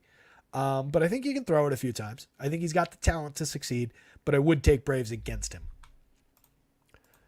Also realizing that I mostly skipped over outside of talking about how bad they are for strikeouts, I didn't really talk about the Reds lineup. So let me do that real quick to round things off. I talked about the strikeouts for these two guys at the top of the lineup, but I left out the fact that Benson, in 329 plate appearances last year, hit 11 home runs and stole 19 bases and created runs 28% better than average with a 223 ISO. The ISO's there at 221 so far this year. He's got 4 homers, 5 steals. It's just the triple slash has fallen apart around that so far, and the strikeouts have gone up. But Benson's still a very good player. Elly De La Cruz, the most exciting player in baseball. 427 plate appearances last year. He hit 13 home runs. He stole 35 bases, but only an 84 WRC plus. He really scuffled along. Wasn't great, but showed tons of signs. So far this year in 114 plate appearances, he's halfway to that stolen base total with 18. Pretty sure that's league leading. He's got 7 home runs, more than halfway to that home run total from last year. Slashing 281, 395, 573. He's got a 292 ISO. His creator runs 63% better than average. Yeah, he's striking out a ton, but now he's walking at a 14.9% clip, and that is an improved strikeout rate in the small sample. So Elly, tremendous player, and definitely a priority bat if you're going to the Reds. Spencer Steer, a little bit of pop, 3 home runs, 7 stolen bases, creating runs 23% better than average. The lowest strikeout rate on the team at 18.3%. He was at 20.9% last year. All 3 of these guys are drawing walks. They're getting on base. They're setting the table for the rest of these guys. Encarnacion Strand's been problematic so far. 196, 222, 314, just a 42 WRC plus, only 2 home runs, but a tremendous power bat that the team clearly believes in because they're just leaving him in these high end in the batting order spots. So just take the cheap power, 12.50 to lead the team in the home run model against Waldron here. Jake Fraley, and he, by the way, another young hitter that might that most likely has never seen a knuckler like this. Jake Fraley, mid-range pop, decent amount of speed, some run creation ability. Tyler Stevenson, like I said before, just kind of a moderately talented catcher, a little bit of power. He's got 3 home runs and 77 chances. India has been bad to start the season. He's an okay producer for DFS quality over time. And then Nick Martini, outside of that early 2 home run game, he's got 3 total this season, but a 58 WRC plus at the Mendoza line. Jeimer Candelario below the Mendoza line, 2 home runs, just a 61 WRC plus. Problematic for them because they invested in bringing him here thinking they would hit some home runs and be like hitting here as like a veteran stabilizer in this lineup. And that was the Reds. And that brings us about 5:55. Got late early. One last look real quick at the top of the pitching board. Oh, no Encarnacion Strand in the lineup. Cross him off then. So top of the board, Joe Ryan. Easy opportunity for Ryan to just go out and post a dominant start against the weak-ass White Sox. Love him on both sides. You're paying full freight, but he's worth it. Max Fried, tremendous discount. $7,800 on FanDuel is way too cheap. $8,700 on DraftKings is pretty damn cheap. Nick Lodolo at 10.6 playable on FanDuel, $9,800 on DraftKings, a little bit more playable over there. Looks like a good spot for him. Christopher Sanchez, I think, is a good opportunity to target those Angels bats. 95 is a little bit higher than I would want to pay on FanDuel, but given where he projects in comparison to the guys around him, no issues with paying it. 8,400, I think, is an opportunity at a value price on DraftKings. Bailey Falter, oddly my favorite bargain bin pitcher on the DraftKings slate at 6,500. I think there's a path to success against Oakland. He had a good last start against a better Brewers team. Little bit of opportunity there. 8,800 is more difficult to swallow on FanDuel, but I don't think he's off the board. It's just, would I rather pay $1,000 less for Max Fried every single time? Like literally every single time. So it's just a matter of cost there, but obviously there's going to be an ownership difference between the two. Ryan Pepio, like him a lot. 10-4 on FanDuel is a difficult price tag, but a lot of opportunity to succeed against the Brewers. 9,100 on DraftKings looks very good for the money. Garrett Crochet, 86 on both sites. At least he's priced correctly for the bit of a dice roll that it seems like. But again, under the surface, under the covers, the most recent outings have been a little bit better than maybe the results have been. Luis Severino, 9,000, 8,200. I like him a lot at the DraftKings price. FanDuel is okay. I just think that's a good Cubs team that's, if he goes out and beats this team handily, then maybe we pay a little bit more attention to him next time. I like the Cubbies on base skills. I think this might be a spot where he gets exposed a little bit, but talented guy rounding himself back into form. Bryce Miller's just expensive on the FanDuel slate, but I think you can take some shots at 89 on the DraftKings slate, even against Atlanta. Just a very talented kid. Joe Boyle, 62. We talked about it in the bargain bin, drawing a lot of popularity as the value pitcher on DraftKings that people seem to be flocking to. I prefer Falter going up against Boyle's team on the other side of that same game for a little bit more. $300 price difference between the two. No issues taking Boyle as the opportunity there too, though. There are justifiable strikeouts going up against a middle-of-the-road kind of a Pittsburgh lineup. But if I'm picking between the two lineups, I prefer the Pittsburgh side for bats. I would take some shares of Oakland's mediocre lineup, though, particularly the righties for power like Brent Rooker against Falter on the other side, though. Jonathan Bolin going up against the scuffling Toronto team with no Bo Bichette in the lineup, 6,000. He projects out okay, but again, a guy who's pitched over the last few years at an advanced age and not found all that much success at the AAA level. So you are certainly playing with fire, throwing a dart with your eyes closed in the wrong direction at the bar, but he's on the board for 6,000. I do like him a little bit better. I'm sorry, Mamba, again. I like him a little bit better than Tommy Henry at the bottom of the board for a little bit more money, just based on the matchup, if nothing else. Tyone's a no for me at price, especially at 93, which I find hilarious on FanDuel. James Paxton's a no against that very good Diamondbacks team that's better against lefties. Canning's a no. I'm targeting with Phillies bats. Waldron is the interesting one from the bottom of the board. 6,800 on DraftKings. I'm curious to see what that knuckler does. Maybe it's more of just a curiosity than it is a playable DFS spot, but I think he's in that mix in the bargain bin on DraftKings. Jadiel, I just don't think you're getting the innings on either side. Probably not getting 5 out of him on DraftKings. Certainly not 6 on FanDuel. Bryce Wilson's a pretty strong no, and Tommy Henry for me is off the board, but he's Mamba's favorite pitcher in the entire league. Carlos Soto, you have a great day too, buddy. See you at the top of the standings. The cutoff to answer Larry's question is a little bit weird, just because I would put Waldron in that mix, but I would be skipping these 3 guys above him. So it's Bowlen realistically, but also add Waldron to that group for me. But yeah, the cut line, it's a deep pitching slate. There's a lot of good options and a variety of prices. So you can mix and match your way through a bunch of different combinations on this slate and not really be doing anything wrong. Like, I honestly have no issue. If you wanted to tell me that you started a lineup that had Chris Sanchez and Luis Severino at 84 and 82, and you just wanted to go to the mid-range for both starters on DraftKings, I don't think that's problematic. If you wanted to go with like Bailey Falter and certainly Max Fried for a 65-87 combo, I don't think that's problematic. You might be cutting into your true ceiling a little bit if you go like double discount. But even that is maybe you get away with it. I wouldn't do it there. I would probably go like this or like these two. But I think that gets dicey because I do think out of all these high-end starters in pretty good-looking spots, I think we're going to get at least one of them, probably multiples, to succeed at a pretty high level. So I think ultimately you want to be playing in like the upper mid-range at least for one of your starters, and then you can go to the value bin. But it's not out of the question to get like a Pepio Sanchez success. Pepio Fried is definitely interesting. Note that I haven't mentioned Garrett Crochet in that just because I don't know what we're getting. Home run board real quick before we bail out of here. Kyle Schwarber all the way at the top of the board. Shohei Ohtani. I'm going to get some of these guys back on here. Shohei Ohtani in the mix at number 2 overall, and then we get Mookie's right here, and then not much further down the board we get Teoscar down here at 9.77, and then we've got Will Smith here at 9.05, and Freddie Freeman at 8.97. So that's, out of these 30 guys, that was 5 Dodgers? Again, kind of a strong indicator that maybe not Tommy Henry Day. Pete Alonso, really the only piece out of that Mets lineup that looked all that appealing. Encarnacion Strand had a good number, but not in the lineup, apparently, according to Lair.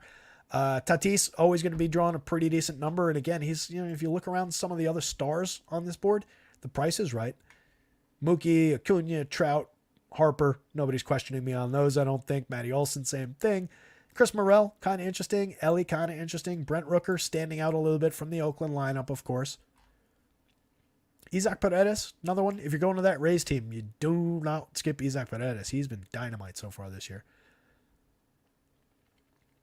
If anybody's going to ruin the day for Joe Ryan, it's probably Eloy Jimenez with a 10.11. But Ryan, a little bit gettable for power. We talked about it when we were breaking that game down. Any of those other guys here? There's Gavin Sheets at 8.26, a little bit further down the board, and Andrew Vaughn, 8.83. But for me, not the spot to be rostering White Sox, even in a contrarian sense. With that in mind, gang, 6 o'clock. Let me get all these projections updated. Let me wish you well. Let me tell you to go check out acemind.io. There are our partner site, optimizers, sims, all your needs for all the different major sports for DFS. Promo code rotoscouts, all in caps, gets you 20% off your first month. Your first 3 days at AceMind are always for free. Follow the @rotoscouts Twitter handle. Like and retweet stuff when you see it pop up. Hit the like button here. Let me know if you need a link to get into our free Discord. Discord's always free. Other than that, I can't think of another damn thing to say, gang. So good luck out there. Somebody go win something. We'll be back for more tomorrow. See ya.